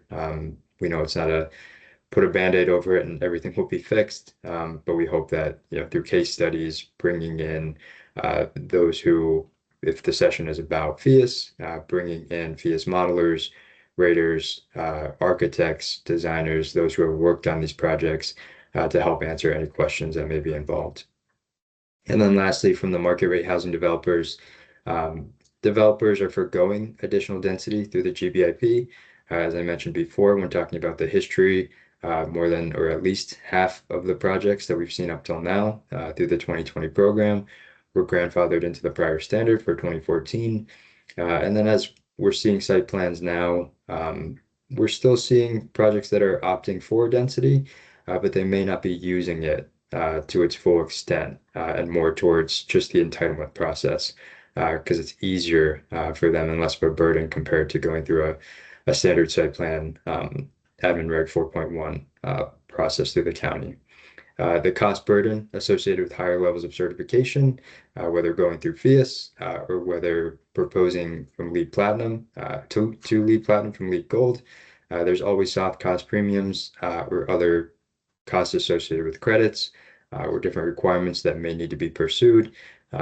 So we understand where that's coming from too. It also gets into the education and background portion.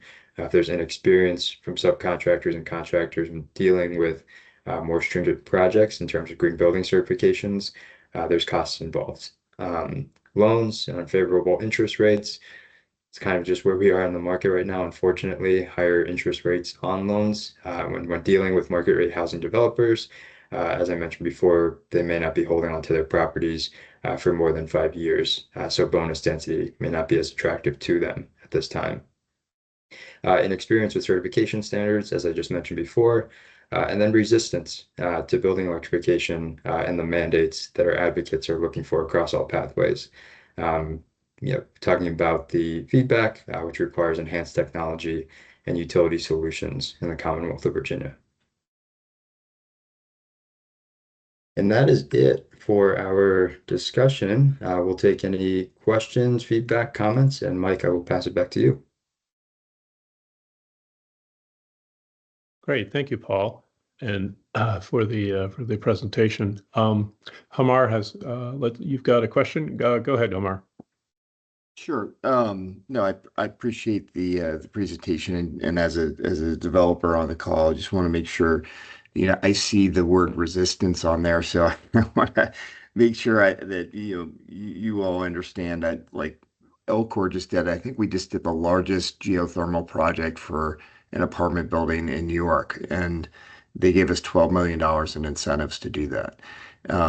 We want to do these things, but I guess my question to you all, because I look at all this and we want to do it all, but our costs have gone up exponentially, right? And so in order for us to make a project pencil, and to actually have a project that would actually move forward, we have to be very sensitive to costs. And so I think, all the things that you put on there, I think we want to do them and our investors want to do them. So, there's an alignment of interest. It's just, if it doesn't work, it doesn't work.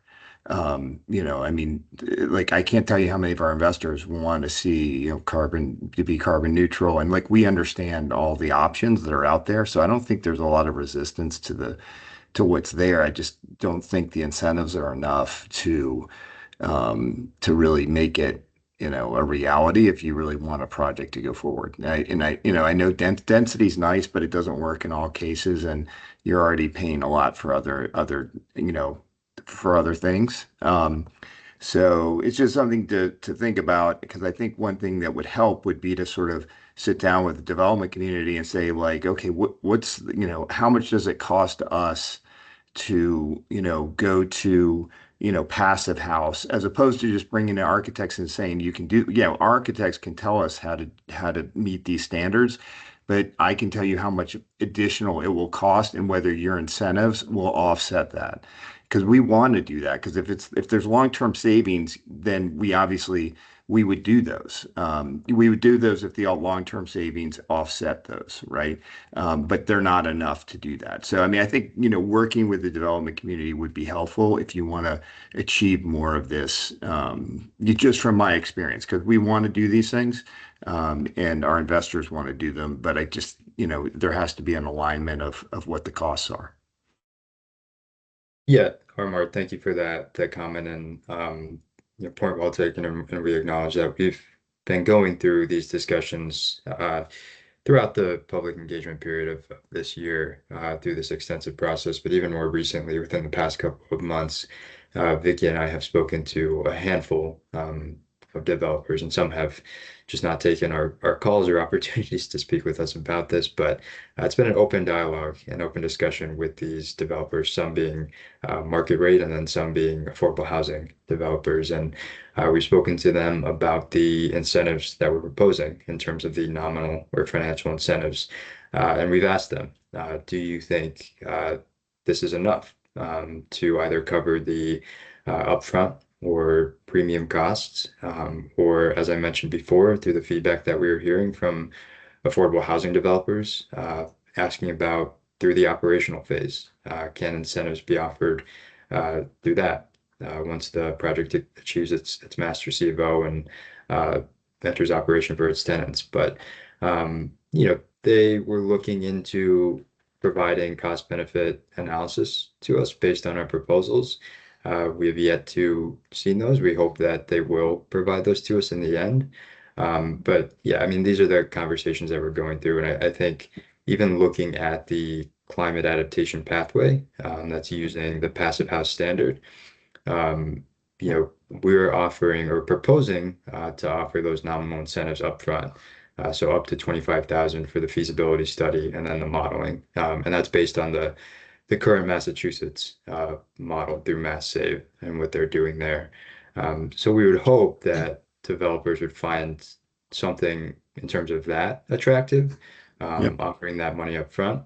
But then, as you mentioned, through the certification phase and ultimately award of the certification for the building and the project, is that financial incentive enough in the end? And I think through that tailoring of this process and kind of revision, again, of even looking at the example of the climate adaptation pathway, that's why we also proposed that lower tier of density too, on top of the financial incentive.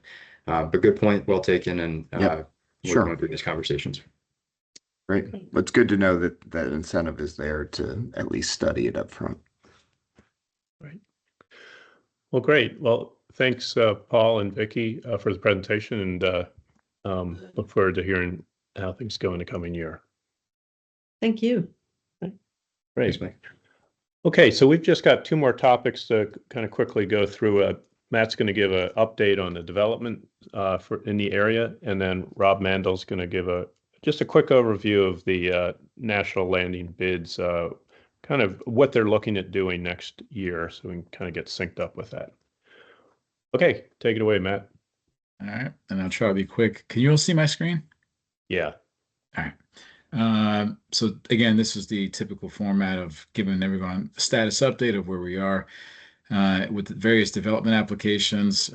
Many of you are familiar with kind of the way the Arlington County tends to organize some of these submissions. So we try to use that same typology to provide the status updates as we begin the gradual review and ultimately the public review and engagement of everything that's been submitted by the private sector. So this first update here just gives you a gradual update of where we are in terms of approvals. We've been adding the phase development site plans to this list. You'll see the ones earlier this summer that were approved on the Pentagon Center site and the 12th Street Landing, the Brookfield property. And really moving forward, we are actively reviewing 4 applications. I'm going to go real quick. Number 18, River House. 19 is Crystal Plaza Apartments, which is currently on hold. Number 20 is the Melwood site on 23rd Street, and 21 is the 2525 Crystal Drive proposal. And these are all in our what we consider final stage, meaning they're at various stages of public review before they can reach the county board for their entitlements. And right now, we do not track any preliminary applications that will soon be finalized. But once those reach that level, we'll incorporate them into this presentation. And really where I wanted to end up here is give you a status update of where those 4 active applications are. River House had a site plan review committee meeting earlier this fall. The latest I'm hearing is that in mid-January, we're likely going to schedule a second site plan review committee where responses and potential updates based on feedback might be presented by JBG Smith. But as you can imagine, This site has plenty of SPRC meetings ahead of it, so we're likely going to keep tracking this through summer of 2025. I mentioned Crystal Plaza Apartments are currently on hold. Melwood has an upcoming site plan review committee meeting in late December, and is currently, from what I can tell, targeting February 2025 public hearings with the Planning Commission and County Board. And finally, on 2525 Crystal Drive, we are anticipating an early 2025 schedule for public hearings. Once that is confirmed, I can share an update, but it's unclear just yet which month they may want to go. It's really an applicant's decision at this point. We're not driving that schedule. So that's really what we have on the private sector, and happy to take any questions.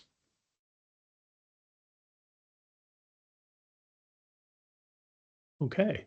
Don't see any questions. So thanks, Matt. Mhm. Okay. Great. Rob.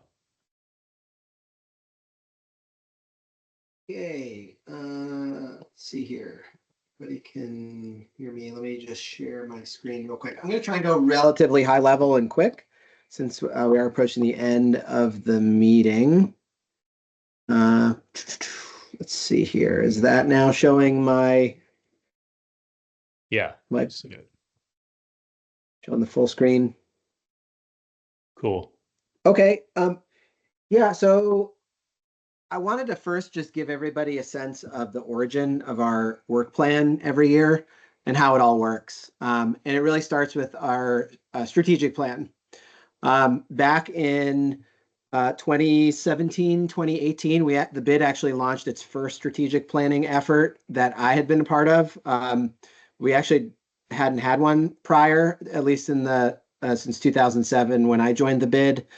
So that was a really pivotal moment for us to really help us guide our thinking and also take a moment to reestablish what our organization's priorities actually are through a conversation, not just with our core stakeholders, which are our property owners, but with our office tenants, our retail tenants, and the community. If you recall, we invited a number of the community civic association leaders and those in the neighborhoods that were really active throughout the development process and throughout the planning process. We invited them all to the table and launched our first strategic plan, which was the area-wide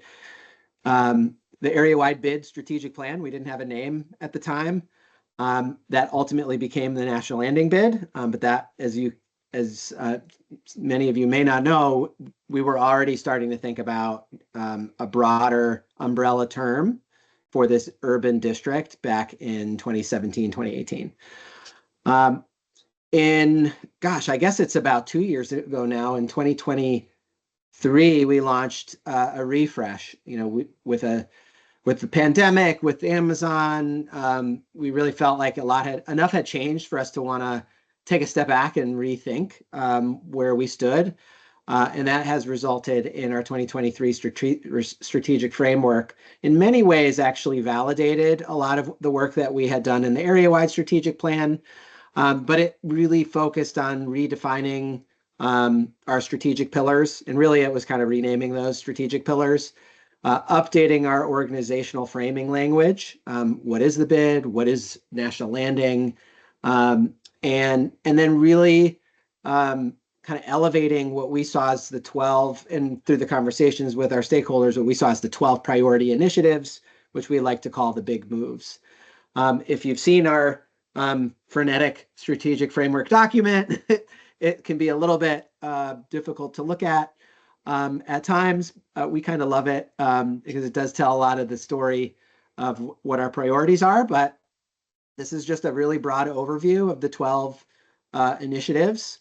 And the little color coding lets you understand which pillars each of the priority initiatives really correspond to. And maybe taking another little step back, those pillars are really defined. Even though we changed the names a little bit, we changed the wording a little bit.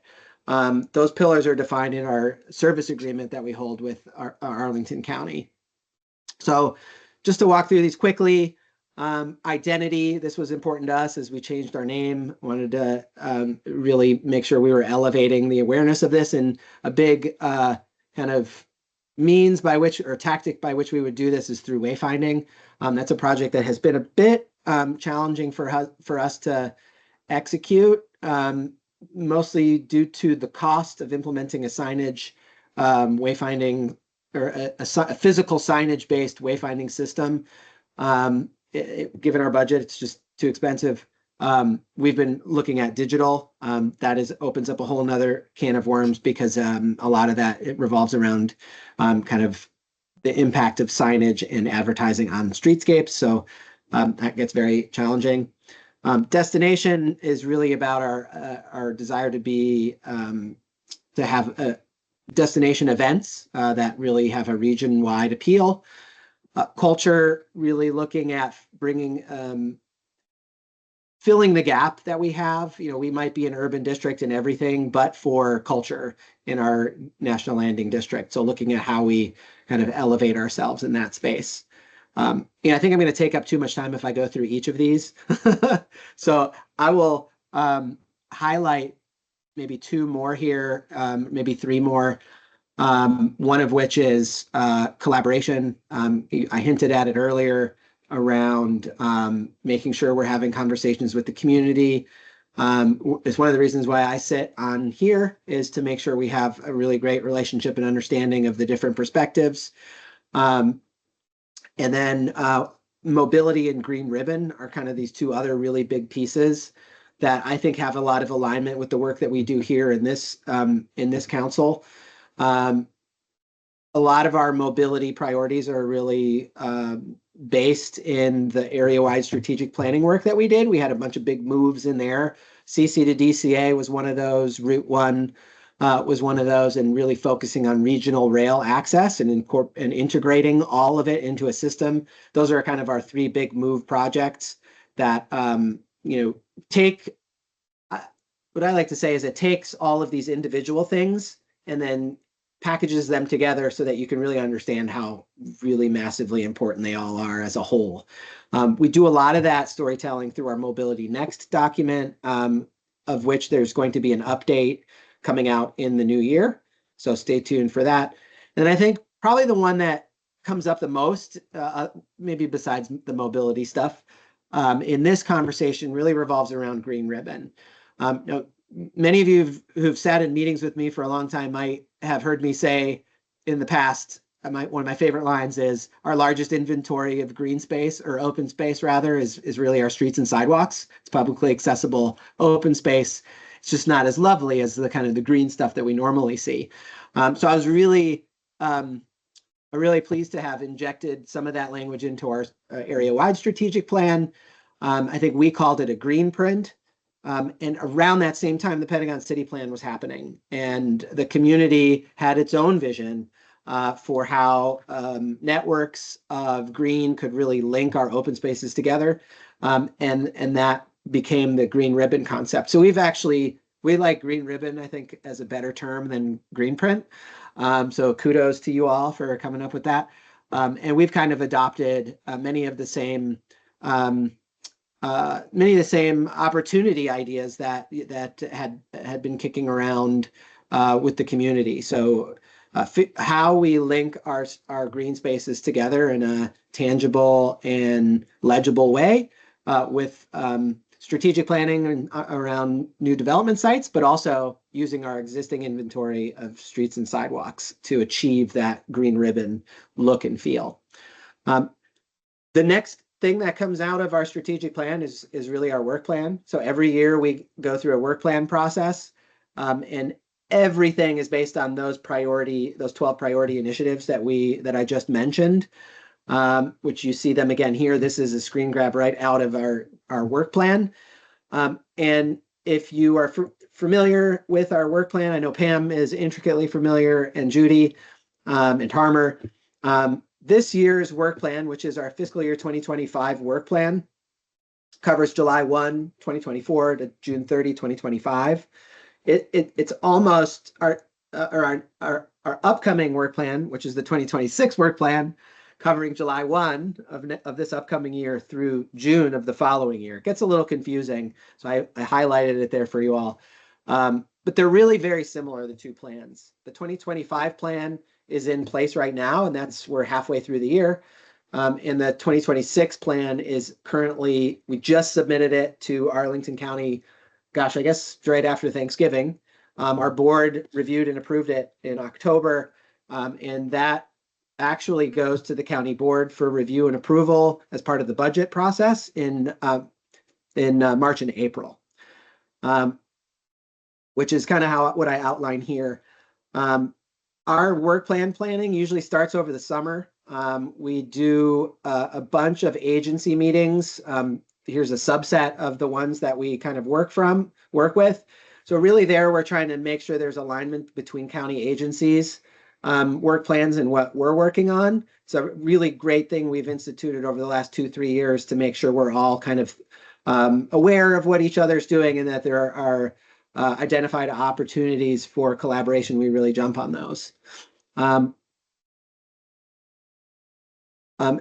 Also part of this effort is our budget. If you're not familiar, we're about a $5 million organization that is collected through bid assessment revenue. That is a 4.3 cent per $100 of assessed value assessment on property within the National Landing Business Improvement District. That does not include residential condo properties. It does include apartment buildings. So it's each bid in Arlington does it a little differently, but that's how we've been doing it since our inception. And each year when we're proposing our work plan, we have to do a bit of guesswork in terms of what the assessments are going to look like in the upcoming year. We do get a little bit of a picture in December when the county's the impacts of property owner appeals are released. So for example, this year we had a 1.6% decline in our 2025 budget revenue. We have protections to make sure that we don't have to cut programs or cut staff through our reserve program, one held by the county, one that we hold by ourselves. We assume, generally to make it easier on ourselves, we assume a flat assessment impact that usually pans out well for us. Even in this environment where there's a lot of pressure on commercial office, we've still been bolstered by deliveries of new buildings. Just back of envelope, a new residential building of like 400 units will add about a $200,000 to $300,000 revenue bump to our budget. We'll know better in January what impact the net of that actually is. But for every 10% of commercial office decline that we see, we get about a 5% hit in our budget. So if that gives you a little sense of scale. That was a little bit of the overview. Mike, I'm happy to dig in a little bit further into any of the priorities if anybody has any questions. Thanks, Rob. So I think one of the areas of super interest to the community is Green Ribbon, and as you start to look at not only how we can join up Pentagon City with Crystal City, but also those thoughts on how to expand into Roach's Run, and also heading down south toward Alexandria even. Really interested in where the bid can start to collaborate with the community on bringing that together. Yeah, Carol. absolutely. Go ahead, Carol. Oh, yeah, sure. Go ahead. Hey, Carol. No, go ahead with yours. Mine's a different topic. Okay. All right. Carry on, Rob. Oh, okay. Yeah, I was just going to say, as I said earlier, I think, great minds. I think the community and the bid were really thinking some big picture ideas around some of these things. I know some of our property owners were doing some of this exploration. I know Jay had a pretty big hand in some big picture ideas in his over at his office when they came in. But I think the stuff that made the most sense really bubbled up to the top for everybody. Access to Roach's Run. was one that was extremely popular across the board. The way that I think makes this really understandable for people is if you've ever gone up to Teddy Roosevelt Island in Roslyn, having that access to like nature right at your doorstep in an urban district is so invaluable. It is an economic development strategy to develop open space and access to open space. So I like to say this would be our our version of Teddy Roosevelt Island and National Landing. Cool. The other one that Mike alluded to is the Potomac Yard access. I think Alexandria did a bang up job with their linear trail. If you head just south of the border and take that trail, you can get all the way down to Braddock Road, and you meander through all kinds of different open space uses. And what maybe might have looked weird in plan, this long, skinny park located along a railroad corridor and a road, actually feels spectacular. And I know we've actually floated some ideas around to Arlington County to make that feel extended up Potomac Avenue towards Crystal Drive as much as possible. We think there's some opportunity there. But I think more, probably the biggest low-hanging fruit is our streets and sidewalks. And how do we take, let's just say a 15-foot sidewalk space that is plain and doesn't really have a lot of accoutrement to it. How do we make it into a biophilic showcase and create a seamless link between our green spaces? I think there's a real opportunity there. I know we've touched upon wanting to do a deeper exploration and have never really had the bandwidth and partially the funding to really think through all of that. We hope that's going to change over the course of the next 6 to 12 months, partly through our efforts to establish a National Landing Foundation. We're calling it the Trust for National Landing. Really, this is to create a 501c3 arm that can help us really go after grants and other funding opportunities to execute additional work around this space. So kind of think about the bid in its 501c6 state, elevating a really cool big idea like a Roach's Run, say, and then the trust partnering with Arlington County.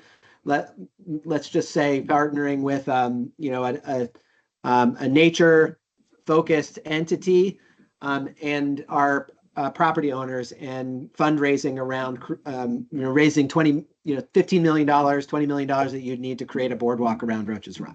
So that's kind of our vision for how to use both the bids kind of thought leadership and the trust's ability to apply for grants and fundraise to really make some leverage our ability to make change. I think the other space in the short term is look for the projects that are already in play, particularly those that have a big impact. And the one that I know I've talked to Mike about and some others is Longbridge Drive. If you're not familiar, there's a multimodal trail project going in along that stretch so that the new trail that's going to go, the new trail connection to the Mount Vernon Trail through Boundary Channel that opened in the spring, which is incredible, by the way. If you haven't gone, it's beautiful. And it really provides a safer, better access to that network, as well as the park. I think Longbridge Drive was designed in kind of pre-2010 bike infrastructure mindset, which did not really contemplate protected bikeways. So that design process is underway. And so how do we make sure we're taking that stretch and really designing it in a green ribbon mentality? There's green space. I think it's a total of almost 5 acres along that stretch. That's not just going to be taken up by the trail itself, but extends to the kind of the edge of the highway. And right now it's probably all scrub and invasive species that tends to be in those locations. But what if we totally revitalize that in a biophilic manner and brought it into the fold of our open space network? I think it would be pretty spectacular. Anyway, I could go on and on, but I'm sure Carol wants to share her thought. Okay. Great. Thanks, Rob. Go ahead, Carol. Sure, actually, strong support for the BID's leadership on all the green ribbon projects. You know, I pushed for a long time for the connection from Roach's Run down to 2525, and I still think that's possible to do if we have the right leadership on it. But what I wanted to ask about is what you just touched on, and that was the foundation. We are still reeling from the loss of our hard fought for community benefit of a library in Crystal City. And several months ago, we were talking about when this foundation came online, maybe this was a way that we might start to look for alternative sites where we might be able to put the library. So I just wanted to know about the status of the foundation and whether you're still considering the Crystal City Library, because otherwise that money that was slated for Crystal City for that purpose from 20th Street and 1900 Crystal Drive, we're going to lose it. We know what's going to happen. It's going to disappear in other parts of the county. Yeah, thanks, Carol. And thanks for your leadership on all the work around the Livability 22202 work. I know that you were a big part of that, along with many others. It's a good question. I think the 501c3 and the county can collaborate on a lot of things. I think I'd have to dig in a little bit into how we would collaborate strategically on the library. I know just from the 501c6 side, the bid side, you know, we would be strong advocates. We don't necessarily need the trust to do that work. It's about the funding. And you know, I think we're going to probably need to think hard about where the line is that we draw, because if you're alluding to like owning, operating a library, probably not our space. Same thing with an arts organization or an arts destination. I think a 501c3 can be harnessed to kind of help build the case for one, can help attract one, can maybe be a seed partner in one, but we probably wouldn't want to own one. But I could, you know, I could be totally off on that too. A lot of it will depend on how successful we are in gaining traction in fundraising. And just to give you a sense, you know, we are still in the formation stage. We have to make sure we're getting our bylaws and our articles of incorporation right. I just sent those back with feedback to our legal team. I expect those back actually this week on Wednesday, I think, which will then go to the county for their review to make sure it doesn't conflict with any of the, you know, the bid formation documentation. But we're excited about it. I think we'll have it formally launched by the end of this fiscal year, and we'll be able to start operating. And again, a lot of that's going to be really focused on trying to build a fundraising base. And in my view, the green ribbon projects are the best avenue to kind of build, you know, no pun intended, the foundation for the foundation. Because I think we can really impact change quickly there. And so that's been our target, at least in the short term. There's a ton of other spaces around public art. Like right now, Bloomberg Philanthropies, they do tons of grant making around public art. We can't touch it because we're not a 501c3. Once we set up this foundation, we can start going after those. And look, we've got Bloomberg in our backyard too. So, or our front yard. We have them in our yard. So we can try to kind of really leverage that presence to help us kind of do some cool stuff in the art space as well. Just to close the loop on that, it was Andy Van Horn who planted the seeds for the idea of the foundation being able to help about getting the Crystal City Library funded, not operational, but to get the actual site funded on it. And he had suggested that we have a meeting between the civic associations and the bid, and that never happened when Andy left. So just to close the loop, that was left hanging several months ago, and believe me, I haven't forgotten it. Okay, well, definitely keep reminding us. I mean, I don't think it's productive to have that meeting until we're formed, to be honest. And I think we have to just think a little bit about what role the 501c3 would hold versus the our 501c6 as an advocate, and whether there's a fundraising opportunity around that the 501c3 could actually lead. But I'm open to it. Let's table that one and talk some more about it. I'll certainly think on it internally too.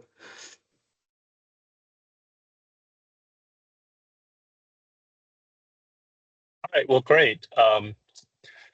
Any other questions? Okay, well, let's call the meeting a wrap, and we'll be having our next meeting in the first quarter of 2025, and we'll be wishing everybody good holidays and a good new year, and we'll see you in 2025. Thanks. Bye, everybody. All right, bye, everybody.